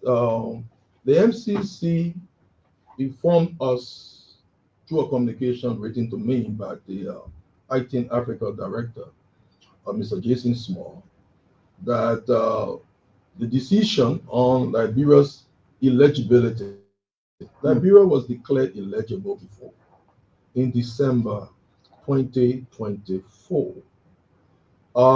Then there was a transition in government, U.S. government. And the first thing that happened, you all know about it, was the cancellation, scrapping of usage. As we speak, out of 29 projects, only 5 usage projects, or only 5 projects on a new modality that were being funded by usage are still ongoing. Many persons expected that the sky would have collapsed on us because USAID is, by that time, was Liberia's second largest donor, next to the World Bank. USAID was the principal donor in health and education, and to some extent agriculture. But we've managed, as I told you before, that we face turbulence. But good pilots will sail the aircraft to destination in spite of turbulence. So it's been bumpy, but we have largely kept ourselves on course. So MCC was not cancelled like you said. It was put on pause for review by the State Department under Secretary Rubio. And so they've been doing review. I can tell you that many countries' compact operation or engagement in MCC have been cancelled. Liberia's eligibility is still under consideration. They told us that by December, the board of MCC will meet. Now, last Wednesday, I had a 1-hour Zoom discussion, me and my team, with the MCC folks, the authorities. They've decided on the 22nd of this month, September, MCC is feeding a team to Liberia, a team of officials and economists. Some of them will be here for 2 weeks, 3 weeks. They are going to do, they're working with our team of economists. They're going to meet many folks in government and out of government. They are going to put together to identify sectors that can benefit from possible MCC support or quick uh, growth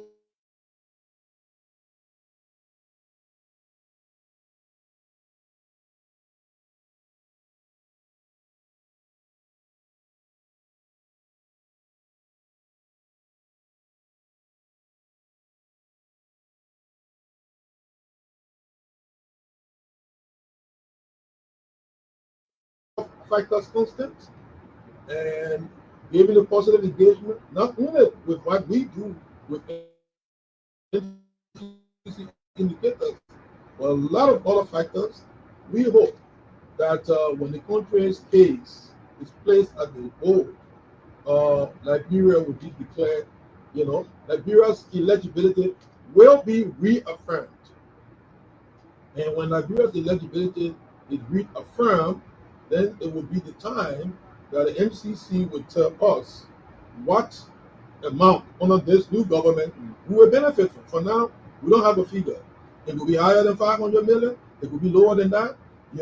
Based on what Congress will approve for MCC under the new administration, we will get something if we get approved. But here is it.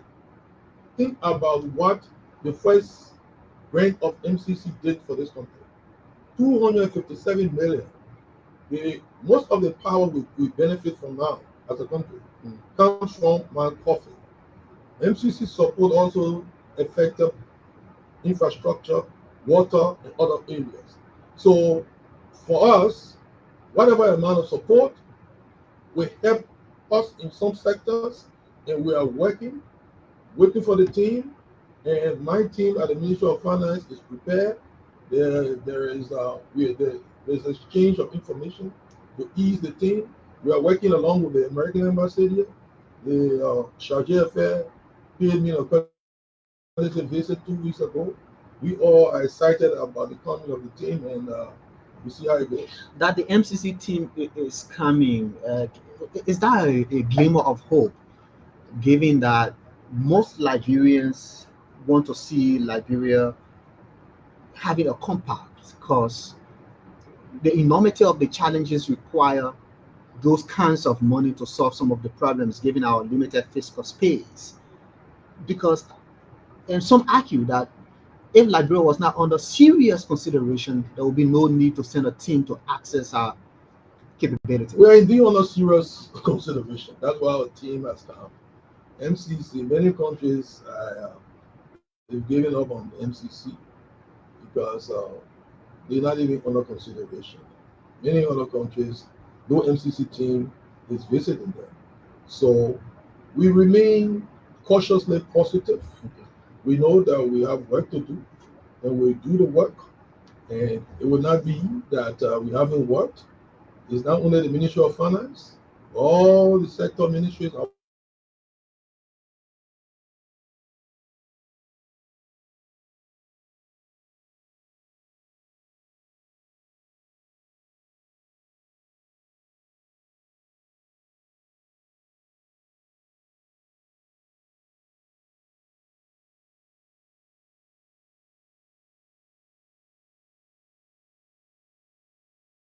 Minister, let me bring your attention to the University of Liberia case.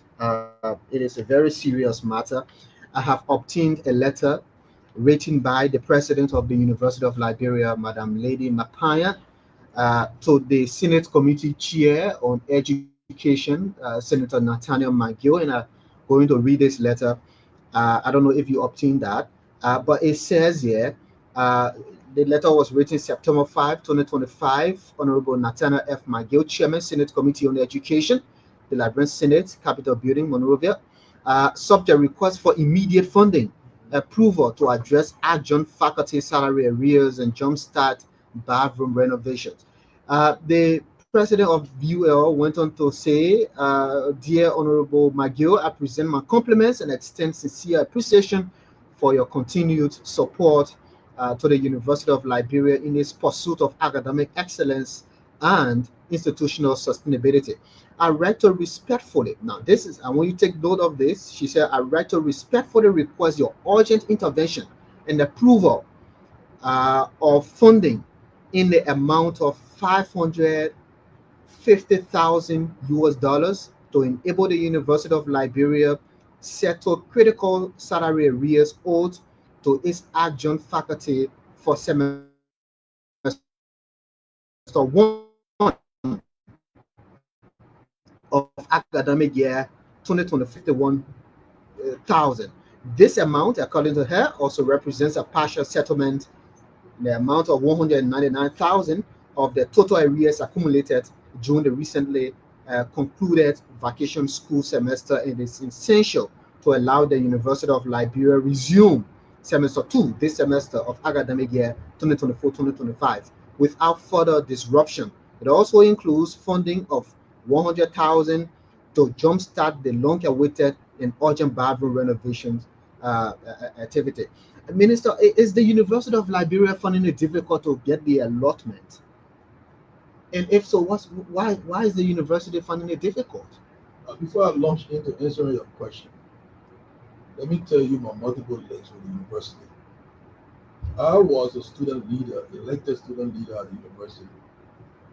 Uh, that's one link. Secondly, I was a lecturer at the university. You know, well, when I became finance minister, it got so difficult for me to continue. I have many of my students around; they can testify. Also, I was secretary of the board of the university from 2006 to 2019. So when you talk about the university, I have multiple Are links. you insinuating that the university is dear to your heart? More than dear to my heart. Then why are they finding it difficult With on your your horses, stewardship? with your horses. Let me be clear, and people listen well. The university's budget now, or last year, Mm. contrary to insinuations that were put out by folks who wouldn't even attempt to ask, the university got almost 100% of their budget. The university budget was, I think, Last budget, last year, 2024. 2024 Last year, budget. you heard, oh, we deprived the university. The university budget was about, what the legislature approved for last year was, sorry, I think, you know, No, but you 33, it was 33, yes, it was 33.7. 33.7 for Yes, 2024. yeah, This 20, budget is what? yeah, it's about 34 million. Okay.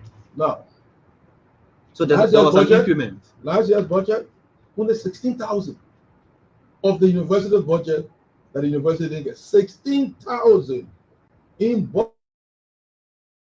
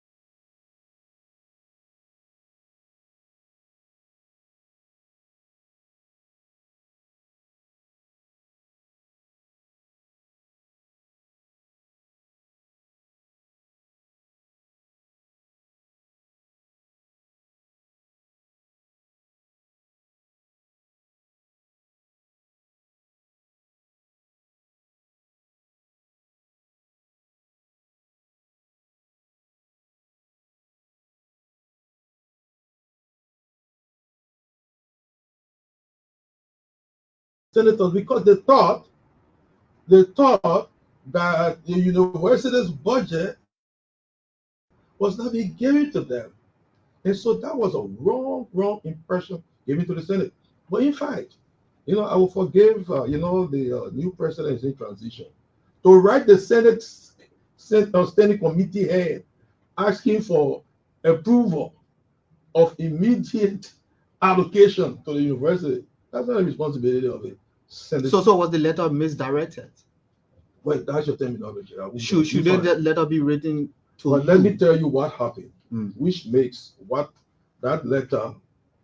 I don't want to tell you how we feel at the Ministry of Finance.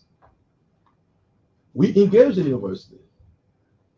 We agreed that we'll meet the senior management of the university during the weekend, even before offer lay down their charts. We had agreed. So we met the university, the president and her vice presidents, acting vice president for fiscal affairs. That's the thing with that.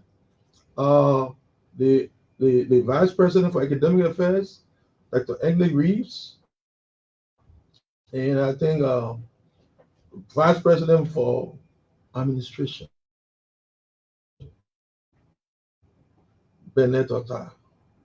The Ministry of Finance. That was before this letter was before written? this letter was written. Okay. 5 hours talking university. I should have gone to a funeral of one of my staffers. I did not. My Saturday, I invested my Saturday to the university.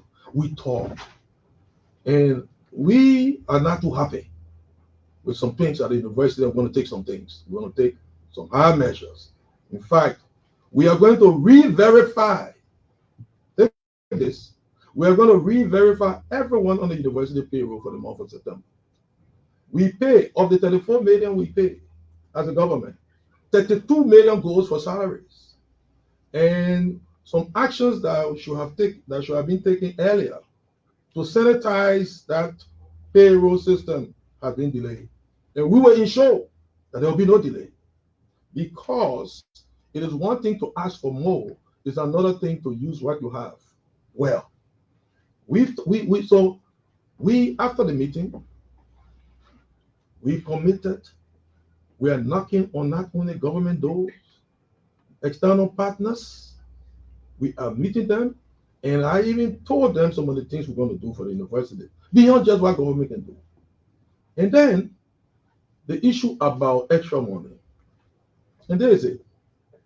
Extra money to any government entity is something that you guys in the press love to call off budget. I see your front page, off budget, and they make it to look like it's a crime. This university crisis is going to highlight something, because we'll transition into the GSC report, right? Okay. Any extra money that was not budgeted that you were asking for, is off budget. So those that don't understand off budget, this university request is off budget. You mean the 250,000? No, it's 500,000. The 550,000. Yes, it's off budget. It's beyond their budget. So it is not. They're not asking for. It's not an issue of. But have they exhausted their budget? No, they don't have to exhaust their budget, because most of the budget goes to salaries and other things. University. Let me say this: the government subsidy is not the only source of funding to the university. University collect fees and other things. So they determine what to do with it. So the government's budget, the government funding to the university, is a subset of the university budget. And we're going to be getting into many other things. But I just want to say, so this request is off budget. And interestingly, the legislature is on break. This request, given the pressure, if we approve it, it will also be without legislative approval. Think about it now. Off budget without legislative approval. I made headlines. My good guys here, they had my picture, they saw, right? They had my picture and you guys should give me some royalties for the extra money you guys got. You know, our budget. That one stole. Okay. And now we're talking university. You all want me and somebody who has been giving people a spoonful of negativity, you know, calling me names. Last year, off budget. He was yelling, off budget, off budget, off budget. Then this year he's talking, oh, that one guy ever university. He's a heartless man. Also, you want now today that I should do the off budget thing. You want me to do the off budget, right? Now you understand off budget? If you don't understand this thing here, if you don't understand, do not call good characters, label good characters as criminals because of your lack of understanding. Sad. Now we have an urgent situation. What do we do? Now I could go and say, somebody in the press will call me, you know, an off-budget spender. Someone will say, you know, I gave money to the university without legislative approval. That's a crime. Wait, just let me just. So now I'm having an engagement with everybody. We are in the process of giving the university money, off-budget money, and we are in the process of giving the university money without legislative approval. Why? Senator McGay is not the legislature. That committee is not the legislature. The legislature comes, the two houses. The legislature takes decision in session. So whatever engagement with a house does not suffice as a legislature. So when that you've been summoned, you should be appearing on Tuesday. So aren't these challenges appealing for this money to be made available? No.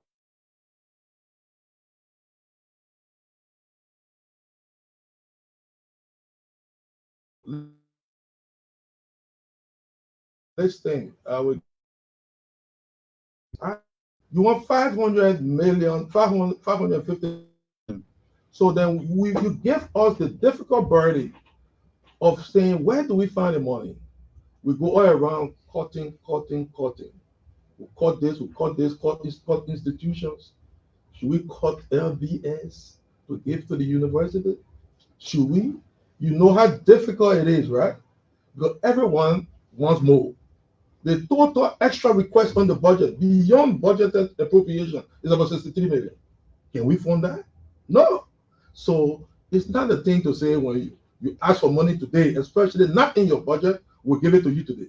So we requested, and this is where many persons at the Ministry of Finance feel very angered. They are angry because we requested from the university, send us a letter for the extra money.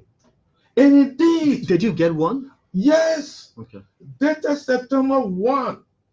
That was before this communication. Before this communication. Because this communication is September 5. Yes. So before this communication. Are you frustrated in the fact that the UL president was not patient?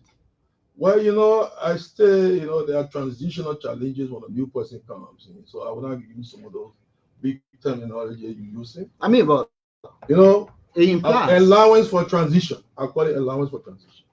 So she wrote me on the 1st of September. We immediately put it in our system. It's a process, especially when you're asking for extra money that is not in your budget. We got to scour here and there, and then go to what we call budget management committee. We've been in this process. The university, none of them follow up. The president didn't follow up. They didn't follow up with us. My people, by Friday, they had told me that they have now finally identified sources that we can use. You know, by today or so, the university will get the money. But take this. The money is available. But by today, the processes of giving the university will be consummated. Okay. And then let me take this. So, but you know what we're doing? We're taking rates. We engage in off budget. We engage in no legislation. So all my journalist friends here that have been pushing the university. So you've been pushing me to do off budget spending and expenditure of legislative approval. But let me tell you this, the legislature knows. That's why we gave them report. The legislature goes on breaks. In the report we send to the legislature, we report there are certain urgencies that we cannot wait. Like the last time, some of you guys are sport lovers. You have a Lone Star. The Loon Star went, I think, is it Tunisia? Yeah. Place. Yeah. 400,000. And they always say that I love his name. So I've been doing, and so the field court, they deploy him at the ministry. So I saw my man, and why are you here? Don't start. We need 400,000. Is that your budget? No. And then everybody, the government cannot fund Lone Star, blah, blah, blah. Off budget. Should we sit and Lone Star don't go? Off budget. Should we wait for the legislature to come in October? Can we do that? Can we do that?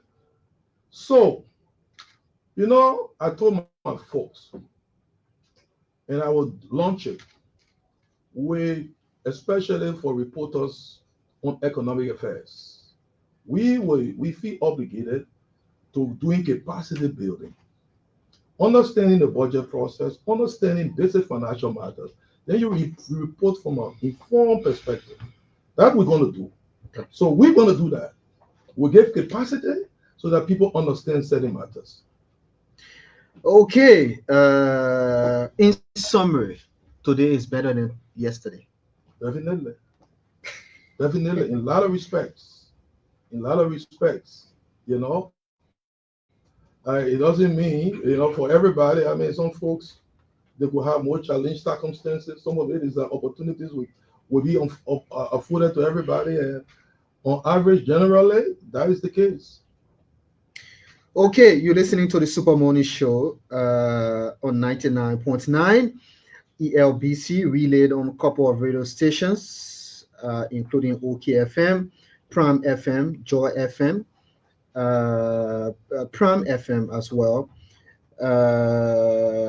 Punch FM, Sky FM, and a couple of online, including Front Page, Vision, Verity, and all that. Anyway, let's come. You want us to take break, Minister? No, let's go. Let's come according to the elephant in the room. Yeah. The report, the GSA report. Yeah. Before I come to the specific highlights in the report that talks about the 2.8 million that the General Auditing Commission didn't see adequate documentation to validate expenditure and all that. Talk us through you've been there, you've been confronted with GSC reports in your first stint, whether it's at the Ministry of Finance or the Ministry of Finance or Foreign Affairs. You've been confronted with other reports. Talk us through the process of coming in contact with these reports and how they are received and how you act upon them. Well, let me say that when I was in graduate school, I took extra courses in auditing. Extra courses, although I didn't go for certification. I was busy. I came back to the central bank. So one of my other colleagues that we took the extra courses when I became a CPA. Mm. But so when I came back and I became a lecturer at university, I was teaching auditing, really, 400 level auditing. Some of the folks at the GSC were taught by me. So give me a chance, let me explain certain things. And I'll be a little bit professorial here on that. Because there is a basic misunderstanding about auditing in this country. But before then, I will say this. I supported President Barker and the rescue mission. Although I was out of the country, but in my own ways, I was supporting. And people expected that during the formation of the government, I would take up a position. I was offered, but I said, I don't want it. And some people were surprised. I turned down all the offers that the president gave me. He too was not too happy with that. I went back. And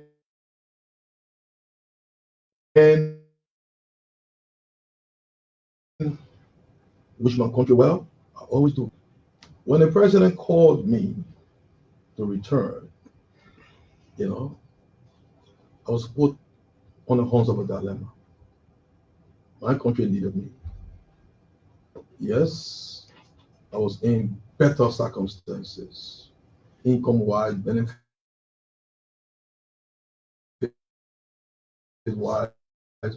you know, and we're preparing to go to another country. So what could I have done? You know, and folks will call me, please come, please take up the offer. And I hesitated. One of the reasons I hesitated was this. Should I come back to the country where I will work myself from in the morning to sometimes 12 p.m.? My mother will call me for days, she cannot get me, working for my country, honestly, diligently. And some people, because of their, you know, their venom or their misunderstanding, some of them will sit in one corner calling you criminal, some with criminal credentials. It's very painful. So I said, should I come back? But you know the reason why I decided to accept? Because as this issue was coming, should he take the job here and there? There were talk shows going around this country. And something moved me. A friend of mine works in Grandia, and he listened to a local talk show. Almost 90% of the people said he should come back. And I said to myself, I'm coming back for those people. And talk shows were all around. That, in spite of this distraction, I am coming to use whatever God has given me, working with colleagues under the guidance of the president, to help to develop this country. When I was Minister of Finance, it was under me that the Fishtown Harbor Highway started. And the ADB folks, the guys that started it, you know, when I was with them, they even reminded me, the other guy brought a picture that they took with me at the Ministry of Finance. So I look at what we can do to make sure that in few years, under President Buckeye, as we were saying, that the road will move from here to Harper. That's what brought me here. I started the Banga Menikoma Highway. I went to Kuwait when we had achieved 4.6 billion debt cancellation. Met the Kuwaitis. Which project? I put forth that project under the instruction of the president and former vice president then and now president. We got the first 2.8 million for the feasibility study. That road hasn't been completed. What brought me here is to make sure that Banga Menikoma Highway is completed. I could go on. When I say the ministerial complex that we all go to, I signed the agreement with the Chinese, the Chinese ambassador, President Salim is behind. $60 million grant for that facility. Monrovia, Buchanan, with the World Bank. Monrovia, Banga, to the Guinea border. And I know, working with police, what we can do more.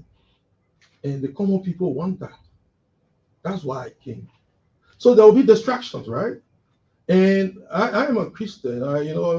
If you go to, I think, Matthew, 14, verse, if I'm not mistaken, verse, 29 to 30 something, you read a story about Peter and Jesus when they were on the high seas, when Jesus left and started to walk on water.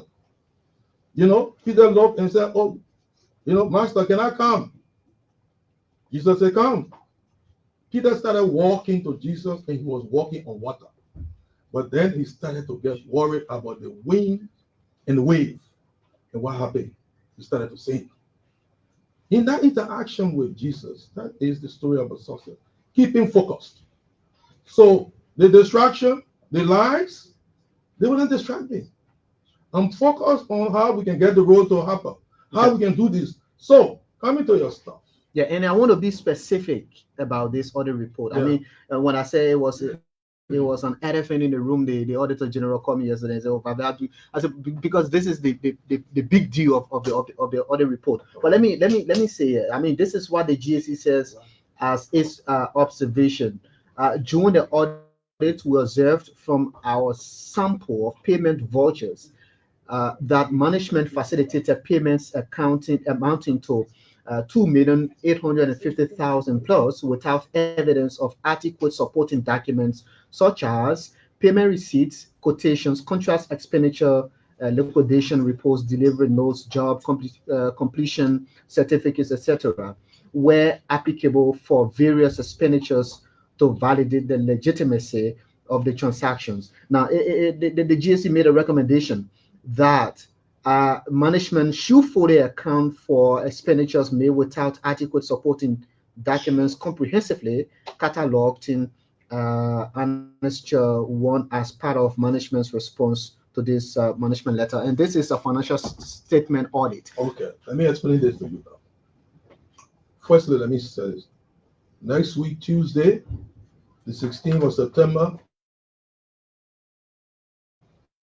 makes me 1 year in the Ministry of Finance. 1 year. This is 7 years of the regime.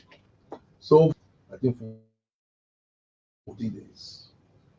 We started 2024 with, I call him my predecessor, you know, good friend, Samuel Doutoure, was Minister of Finance for a good part of January 2024. So, he was the first Minister of Finance for 2024. And then Boema Kamara took it up to July 2024, second.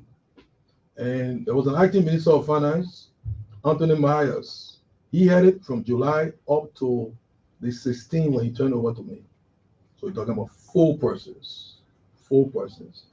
Now, this is not to say that anything egregiously wrong happened. Let me say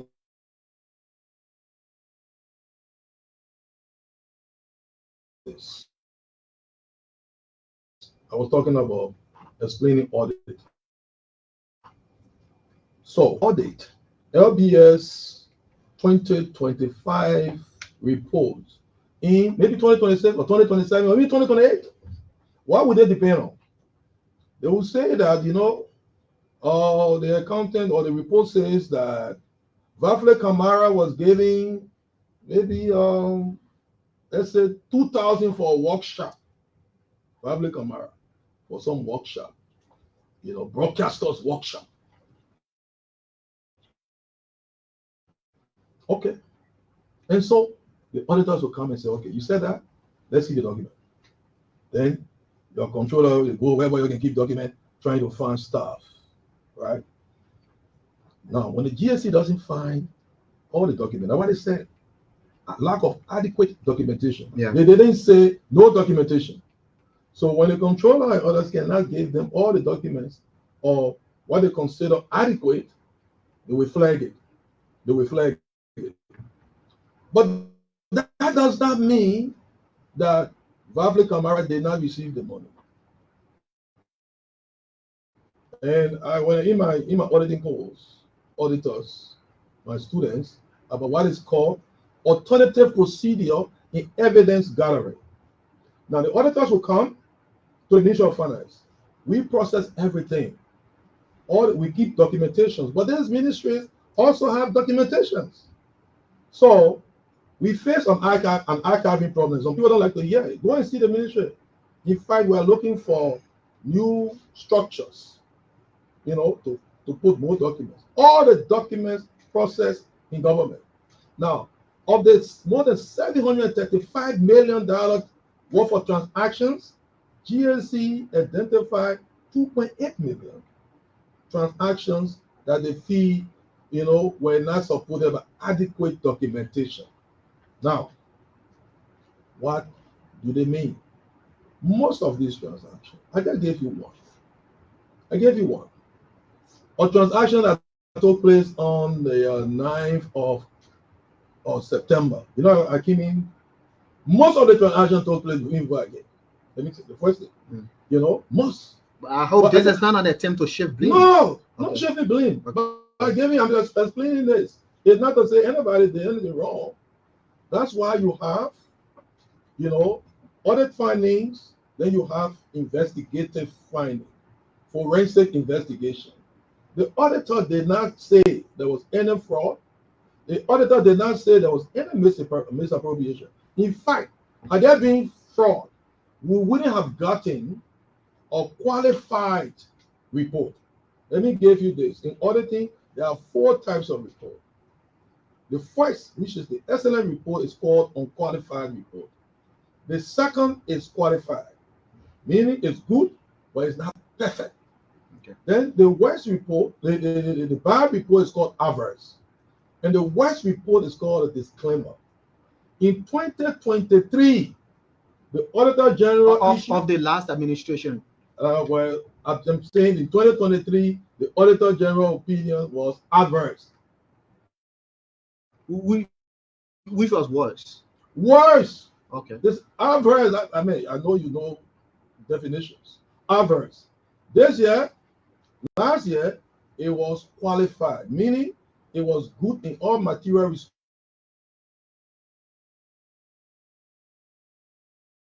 except for, in auditing, we call qualified report and acceptified. These transactions that they say, the documentations were not adequate. Maybe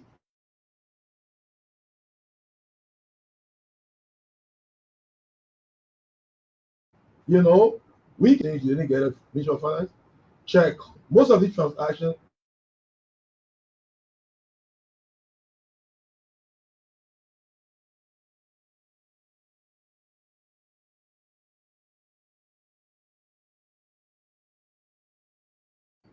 in 2024. I was not even out of the ministry.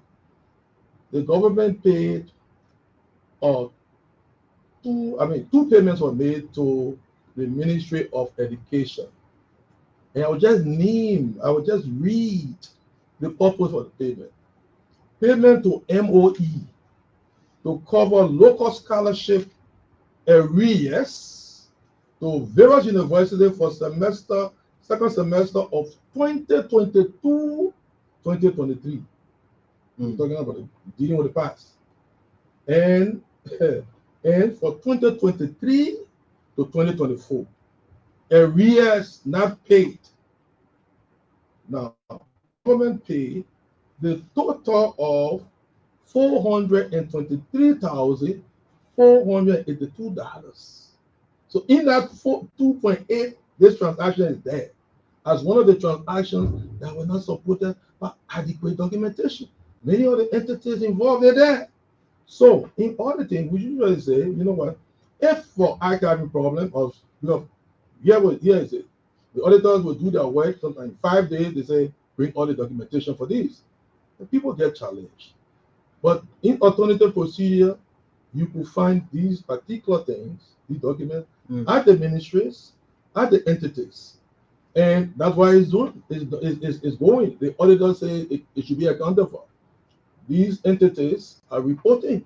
It is not a Minister of Finance that sits. In fact, the Minister of Finance signature is on check. You go there, the signature is on check. You don't get into check issuers. No minister does get into those little details. But let me say this. Look, I gave you this example to try to be a layman on this. Baffling. Assuming you have your son in a high school, I must gonna unveiling in a way, Noah's Ark. You pay your son's school fee, right? For the semester, last semester. And you tell your son they should give you receipt. Your son went, paid the school fees, and for some reason, he misplaced the receipt or he couldn't find it. Receipt. He put it somewhere. And then, but at the end of the semester, your son was included in the graduating class, and you at PTA and you attended the closing program. Now, you are an accountant like myself and others. You tell your son, I'm trying to account for all my finances. Where is the receipt for the past semester? Your son scramble all and why finding the receipt or when if he cannot even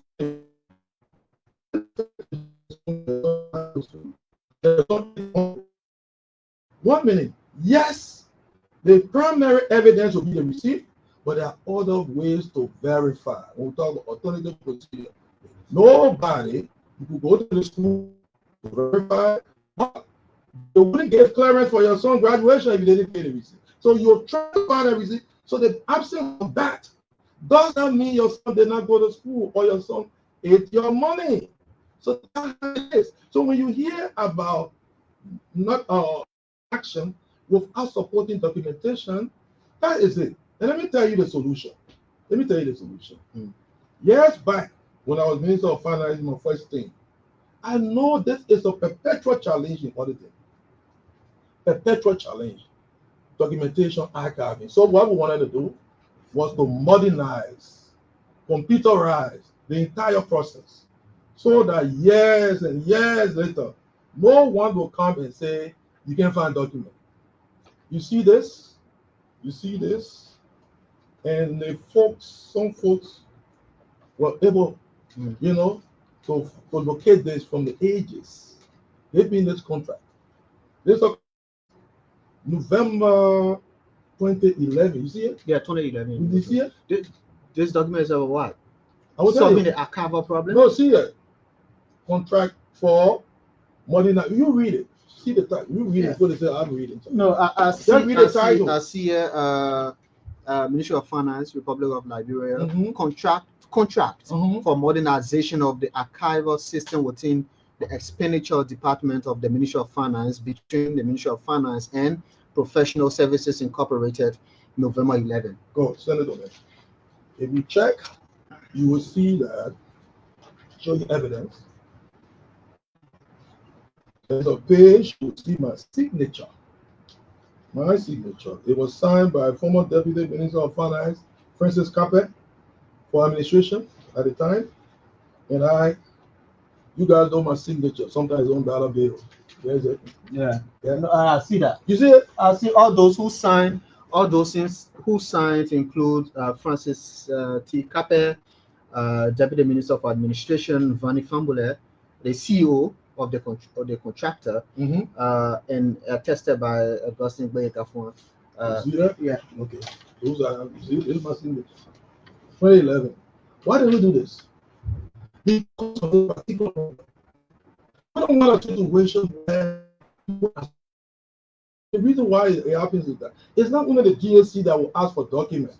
These documents are in archive, you got the IAA, even experts, technicians are doing report the goal. So sometimes they don't put the documents back. So this was meant to solve the problem. And I thought the problem was solved. I come 14 years later. 14 years later, problem that I thought I solved. So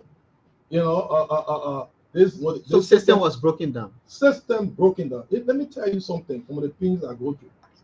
It's like compare it to you build a 4-story building, right? And then you left. When you come back, you think you want to build. Your burden will be to build the 5th floor, 6th floor, and what have you. But in some respects, what we inherited is that in some respects, you're going to the ground floor, you're going to the foundation. So imagine we're starting this over again, something that was practically solved 2011. So what are we doing to solve this problem? We're expediting something called an electronic document management system. We're in advanced stage of this. And this problem of difficulty locating documents is really solved.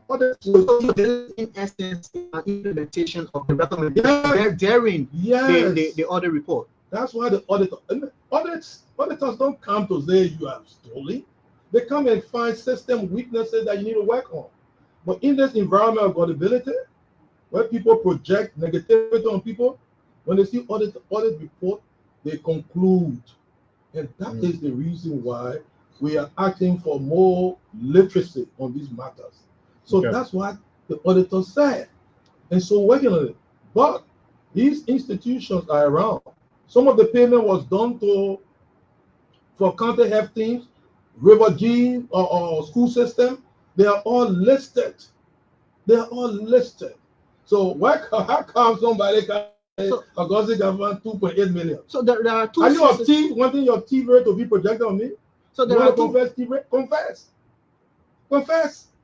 And we'll carry you to the church, and then there will be some penitence. So there are two sources of getting documents here. If you don't get it from the Ministry of Finance, you can also get it from the spending entity. Yes, there are a lot of ways to. In fact, there is that's why we are having strategic conversation. I call it doing audit in global society. When times I don't blame the press.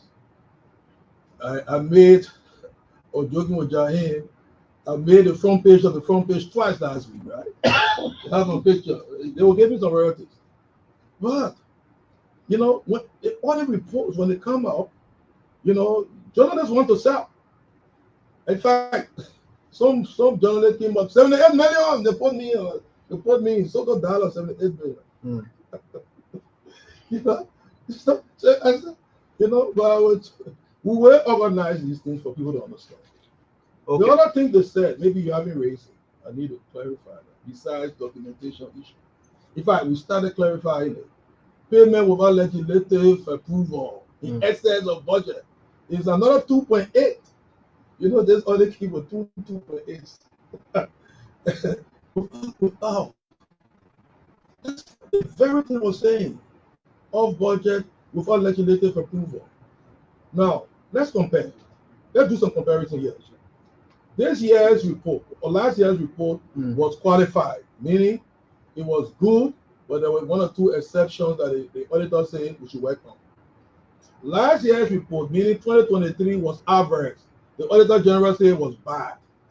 This issue about documentation that they identified in this year's report, 2.8. In 2023, they identified $4.27 million. As, in fact, they said, I think they used a harsher word. They said lack of. They didn't say problem with adequate documentation. Lack of documentation. That's what they said.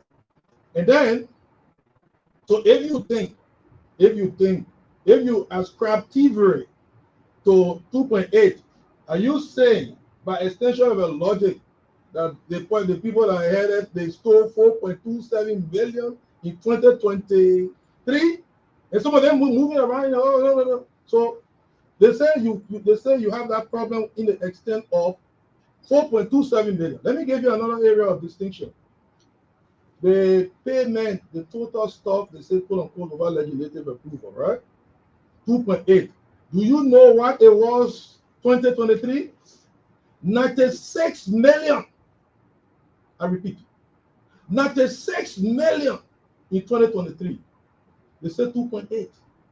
2.8 here. It tells you the system improvement that has happened. So these audit reports are out there. The NCC, take the audit report, because audit reports don't necessarily imply fraud. Now they will take a forensic eye and say, okay, let's investigate. Because for fraud, the definition of fraud is intent and action. Someone could have done this to steal from government, or it could just be errors, misstatement, documentation. It is a responsibility, and I'm asking the NCC, I was coming. Do you implore the NCC? I'm asking the NCC to investigate.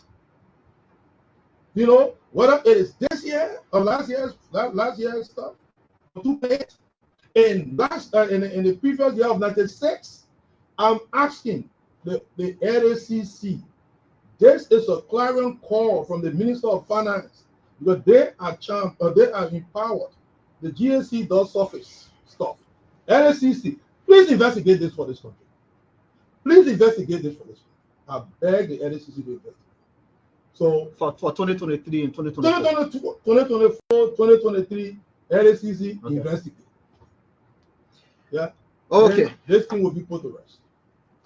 Okay, Minister, quite interesting. Let me ask before we take calls. Let me ask about something. I mean,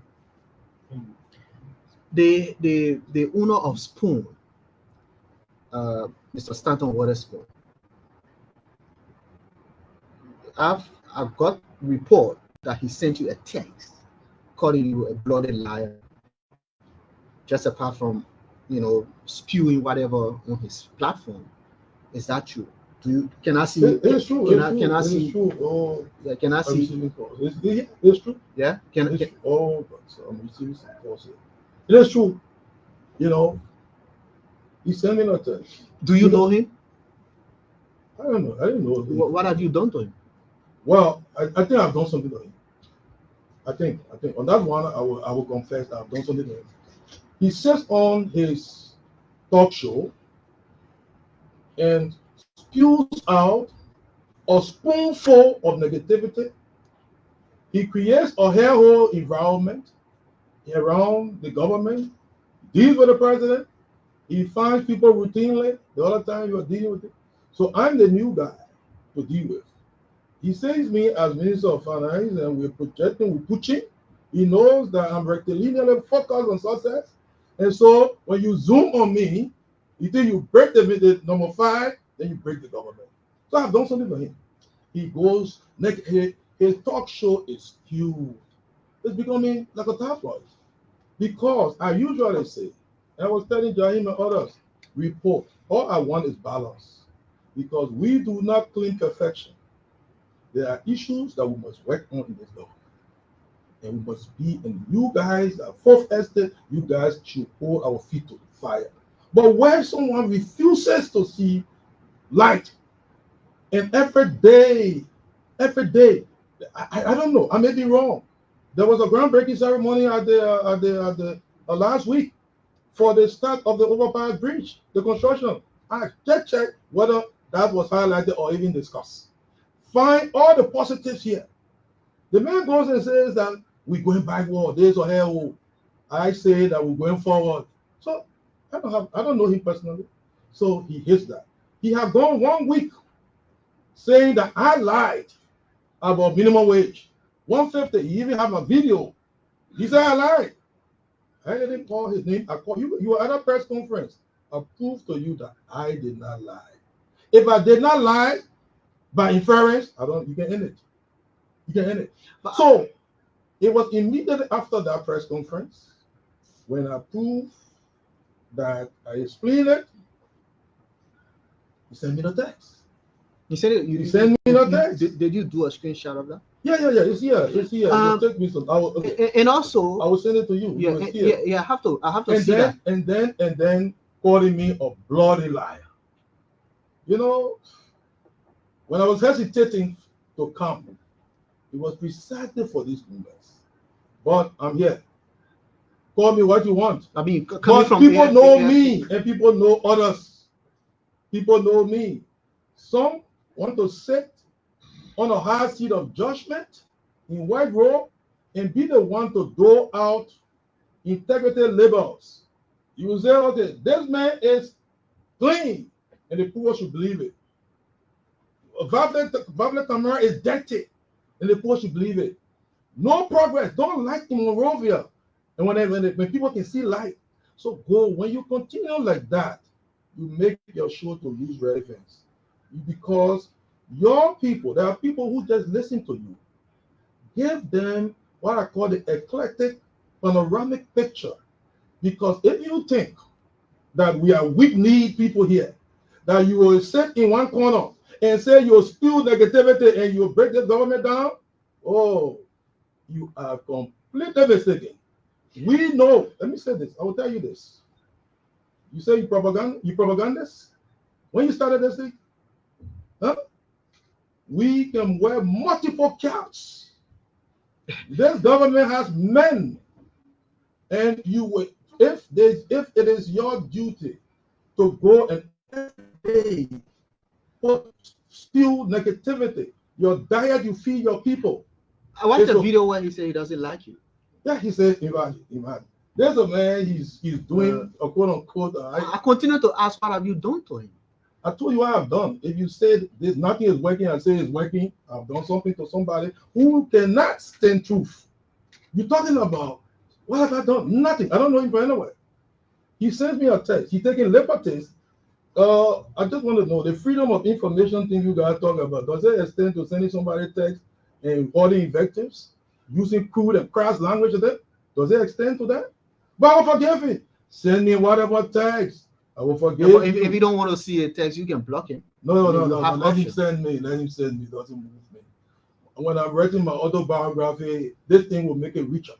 It will make it richer. Yeah, those are chapters that people want to read. You see, you'll be featured. And one thing I offer him, you'll be featured.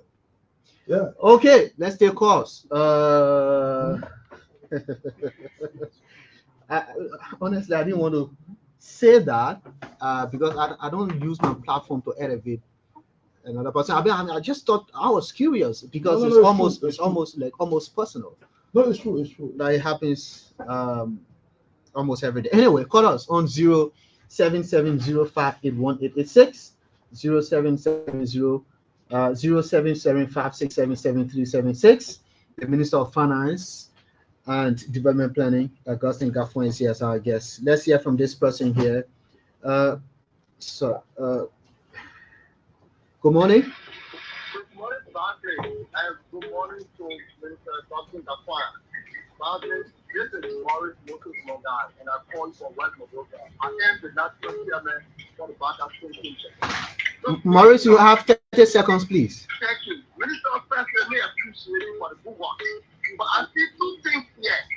There are concerted efforts for the opposition to challenge the repetition so as they believe that it will lead for our MCC contact, our upcoming MCC contact. That's coming to repetition, that will damage the but we know you to be an impact of a character. Everyone knows in this concept, we have followed you. You are not a thief. People who follow you thief today, they are own record, they are thieves. We know. Look at what did that deliver? Nothing 6 million equal to the city and 2.8 million. Okay, thank you very much, Maurice. Let's hear from this person here. Good morning. Yes, good morning, Father. Let's hear you quickly. Let me say good morning to the first one I'm going to for the past 20 years. So, for a minute, my name is Michael Apun from Barasio. I never ever listened to a father little this to acquire bread this morning. Let me, you are so energized this morning, like to the point, and let me encourage you. Don't listen to this nasty or this Dr. Wood, that's still all that show the something very crazy. You are doing extremely well for this country. Okay. Yeah, let me talk about it. My man, but Yes, no, I will give you 5. Okay, fine. I'll make you the 5. I'll make you the 5 seconds. So at this time of the beauty for folks living here from over from 280 to Maryland, there's so much things. When you have in this country, that person will be Okay. Thank you, Fabi. Thank you. Let's hear from this person here. Good morning. Good morning, Fabi. I'm going to the Minister. Quickly, let's hear you. Yeah, Mr. Minister, it is true that you want to quarter through the now, and you want to use it now through Thank you very much. Let's hear from this person here. Morning. Good morning. Good morning, Minister. Your name, please. Go ahead. Minister, thank you very much for the explanation, for making it clear to the public. Minister, we believe something where you know that this is the best minister, but we United Party for the United Party. Senator is the best so-called the best role. Oh, sorry, we don't do that here. Good morning. Good morning. Rena, let's hear you. Good morning. Morning. Thank you. Let me say good morning to the honorable ministers. Good morning to the people of Liberia. Go ahead, Maggie Rena. Thank you. I activate Maggie Rena, and I do join like this morning from Luja office in West Point. I'm very nice for justice and accountability.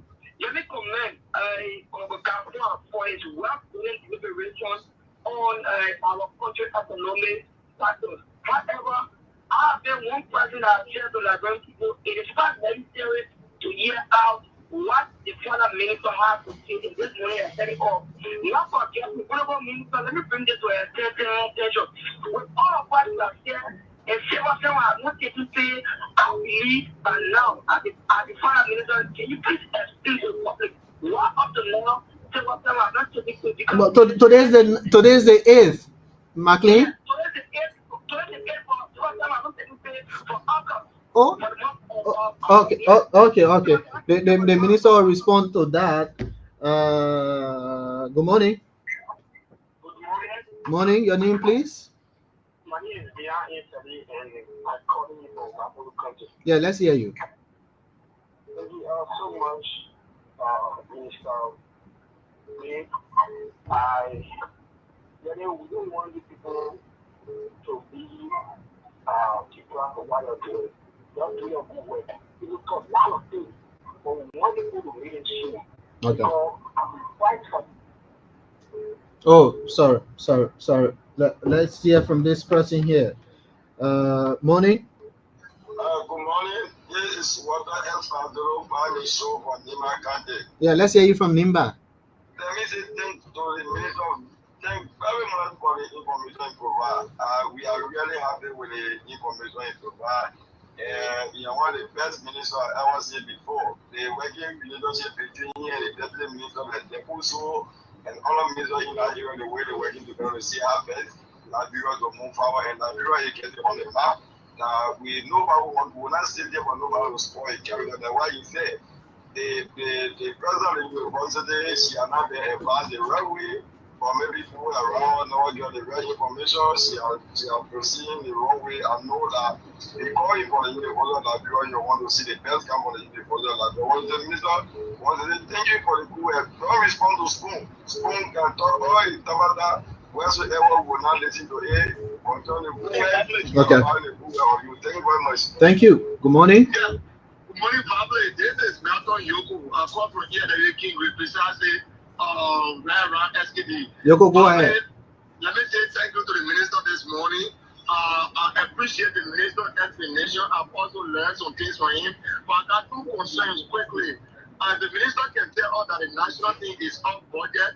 I want the minister next time, maybe they can recommend that to be part of budget instead of it being off budget. The next one is that the minister explains a lot of good things that is happening. We can see some, but some are not very visible. For example, schools are not yet open because parents cannot afford to pay their children's school fee. So what is the government doing about school fees reduction? Okay. Thank you very much. Thank you very much. Good morning. Good morning. Hello.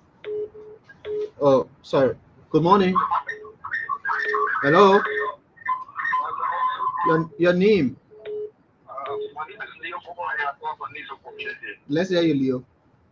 Let me appreciate the former minister for his declaration. He's collectively. Let me thank you for the expression of the started transition some of the one hero. And lastly, I don't want to give credit to the sector. That man is on that thing, and that's even America. I would take you attention there. The man said that he has to do a lot. So don't get clear on the focus on another word if you want to put the project forward. That's our prayer. So don't focus on that. We don't need to put that on Okay. Thank you very much. Let's hear from this person here. 0775677376. Good morning. Good morning. Yeah, good morning, sir. Yeah, let's hear you. I did a few more Sakama, and I called from Seco this morning. Go ahead. Yeah, there are a few things on my mind I want to ask the minister. The first thing is, what is this government doing about the own doing of the hello? Yeah, go ahead. Yeah, what is the government doing about the harmonization that was done by previous government, which the government and when they were in opposition and all? Yeah, actually. Okay. What's the government doing about the harmonization? Maybe they didn't listen. The minister said they're taking it step by step in every sector. Let's hear from this person. Danishas Mate, let's hear you. Yeah, good morning, family, and good morning to the minister. Let me say thank you for the liberation, and I like the energy that it brings always to the discourse. And I just want to zero in on the sports issue. So you said that the government approved 400,000. The Ministry of Youth and Sport did say it was 348,000. The Football Association has not been able to reveal the budget. In an age of transparency and accountability, and I will take you back to Ghana, where the government has now started to publish football budget. Can we see what the government approved that came from the Ministry of Youth and Sport? I made an FOI request to the Ministry of Youth and Sport and the LFA, and they've been turning me into a cycle. And I've also sent a request to the Ministry of Finance so that we see what the government approved and what the Football Association did of it. How do we know the variance? Because you said 400,000, the NYS said 348,000. Okay, thank you. I will take one more call and go back to the minister because the concerns are many. To give him ample time to respond to some of the concerns here, very genuine ones. Good morning. Good morning. Okay, this is CLM View Wizard, and I do call you from GSA. Yeah, let's hear you, Mr. Wizard. Now, let me say thank you to the minister. I know. Oh, we said you coming in very broken. You said? Well, sorry, we can continue with you. Let's take the last caller. Good morning. Good morning.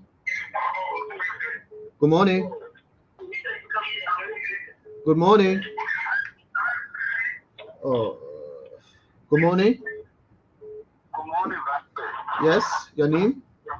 How are you this morning? Yeah, go ahead. Yeah, so my concern this morning has to do with, I'm asking the minister directly. There are some of our brothers and sisters who have been teaching at the university for over 5 years and stay on a joint payment system. When is the minister trying to at least help them to regularize their status? These people are qualified and they have sacrificed for this country. Let the minister who has been there as a student understand the constraint of these people and see how they can regularize them. So that's my question. Okay. Thank you so much. Minister, you can respond to the concerns, and in responding you can also include this. Samuel Toye won you in a poll, conducted also on the same phone. Also, you host these political meetings. You have a cartel, at the ministry. You can just respond to all of these concerns. Well, people who know me will know that when you work with me, actually, something will happen to you. You will lose yourself in a way because you work for the government. I work long hours. Those that were at the ministry before, this time, they know that I work long hours. Was that in 2008? Even when I was at the budget bureau, was I having political meeting? When I was working long hours, working for my country, And when I went to foreign ministry, I was minister. I work long hours. Come and see. Like I'm here. I will go to other meetings during the day. Many folks that want to see me, ministers, come in the night and see ministers. Serious meetings will hold long hours. Come and see.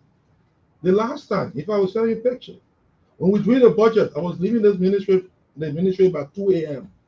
Come and see experts working.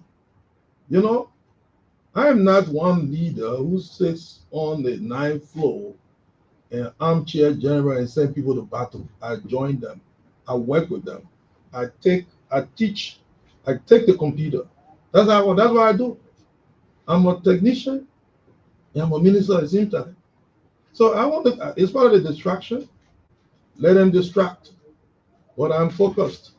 Now, the initials.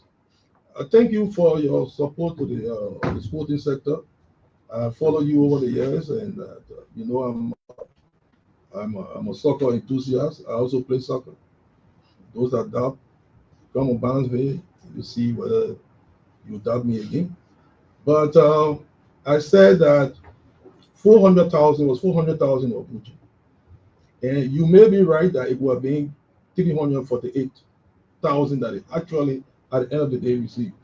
So when I leave from here, we get the actual figure, and it's going to be public. We're not going to hide it. Someone talked about some of the issues that came from the education sector, talking about reduction in fees. Well, we propagated. I know the Minister of Education, school fees. You don't control the private school, but maybe there are things they are thinking of.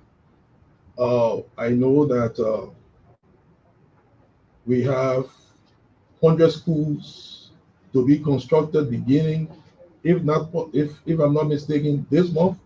100 schools for foundational learning across the country. I and the Minister of Education signed the agreement. So we'll soon start. So the Education Minister could come and give you more information on that. Now, on Mr. Cole, he resigned on the 14th of July, and it took effect, I think, by the middle of August. We now had NNPA.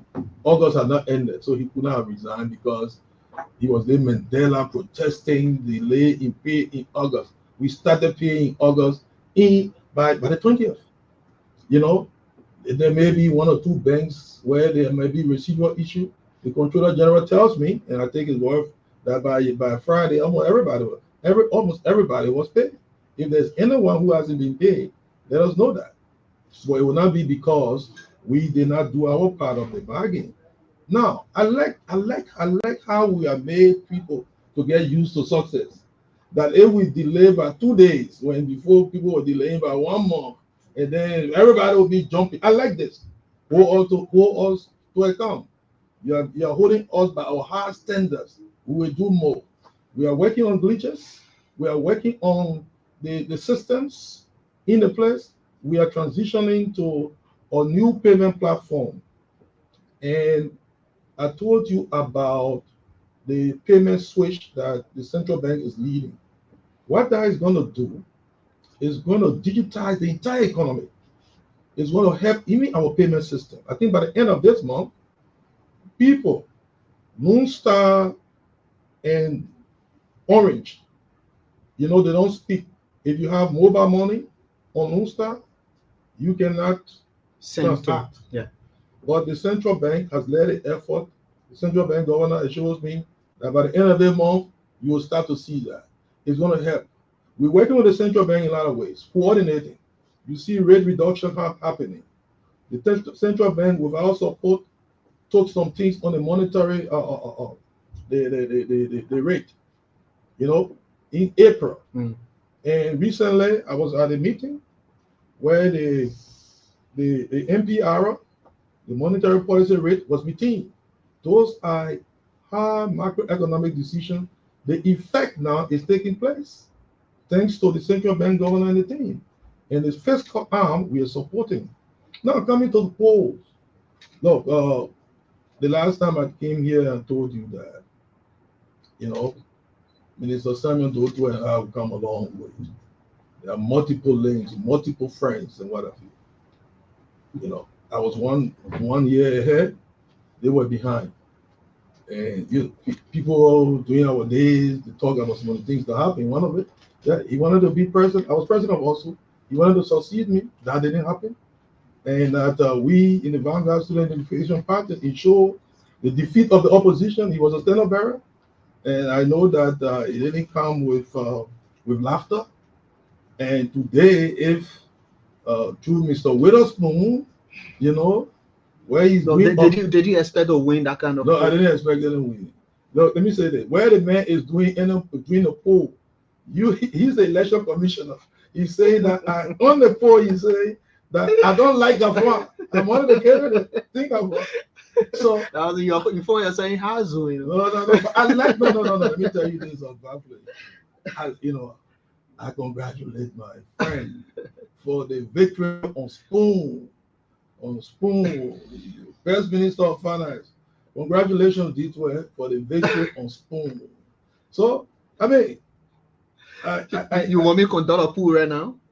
I'm not fixated on pool. Let's focus on work. Okay. Because whatever people can do on pools, when we do, the people in their hearts, what they see and what they feel, you know, it's more important. I want to make sure that people the lives of people are changing. You talk about harmonization. We deal with it, but we're looking at the fiscal envelope. You see us working here and there, and the Commissioner General, the NRA, and the team, they're doing a good job. This year, people expected doom. Go to February and hear what people were saying.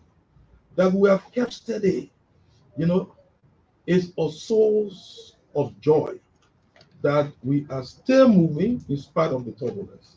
So as we expand the economy, we will look at various sectors and we will be taking positive actions in terms of remuneration. I told you that the situation at the judiciary has changed. Where they were, it may not be everyone in the judiciary, but the people, the judges, the magistrates, and the people on the bench, when I ask them, they are, look, members of the press, go and do some surveys. You will come up with information. So by and large, the president is concerned. That's why every day he's taking actions to change the country positively. We met on Friday in a cabinet meeting, and the president said, do your work, don't mind insults, because it comes with the territory. We are doing our work. I can assure the Liberian people, I came to work for the Liberian people. I always say, and I say it today again, election year is a year that politicians win. But what happens in the middle? People talk 2023, people talking 2029, people be talking 2025, talk 2035. The people need to win every year. Okay. And that's what I am going to dedicate all the fibers of my being to achieving. That's why, in spite of all the negativity that I knew would come, that's why I came. Because working with colleagues, under the guidance of the president, we will take this country from where we met it.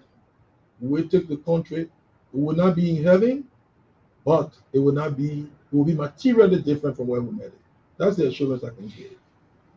Just before we leave you, Minister, 2029, are you considering contesting as president? Listen, let me say this. You see me? My faith is largely in the hands of God. Why will people? One of the reasons why people wouldn't understand, if this man was so fixated on personal ambition, why would I have jumped to take a position from the side? Think about it. Yeah, you go around. Oh, no, I'm a man that works and will succeed. Where my success carry me? Who gets afraid? I don't have control over that. Okay. Because for me, what is important, and I will tell you something. You know I'm a poet, right? I'm a poet. And they say poets know better than journalists. Well, no, I will tell you something. Because I've been saying this. I will show you the poem I wrote. This was July 2023. As the country was going to election. I will show it to you. I will say it to you. Now, the poem is titled, Would You Make Them Winners Too? I was saying that by October, the people will go to the polls. Or you'll go to the polls. They will stand in long line. They will vote for politicians. After that, will the people win? Okay. It's me. I am here dedicated to fulfilling the ambition of the people. The people need to win. When we extend electricity, the people win. When the people can move from River G, as my assistant minister did, the people have won. When we expand water supply, for me, that is more important to me, and that's why I came. I will work with all others, and we will have to make the people to win. So whatever that does to my life, God is in control. But my fixation is making sure that the Liberian. I was in Uganda. I was helping to bring smiles to the people of Uganda. You think I came here not to do it for my country? You think they think that's why I came? All the successes we score out there, we can do it here. And that's the passion that boils in my belly. And I will not rest. Thank you. Well, what a way to end there. He's Augustine Ngafuan, Minister of Finance. Many thanks to all of our media colleagues. We cannot name all of them because we'll miss one or two of them. My name is Vafle Kamara. Join the team tomorrow for another presentation of the Super Morning Show. Bye-bye. Let me say that, please. We're working all right.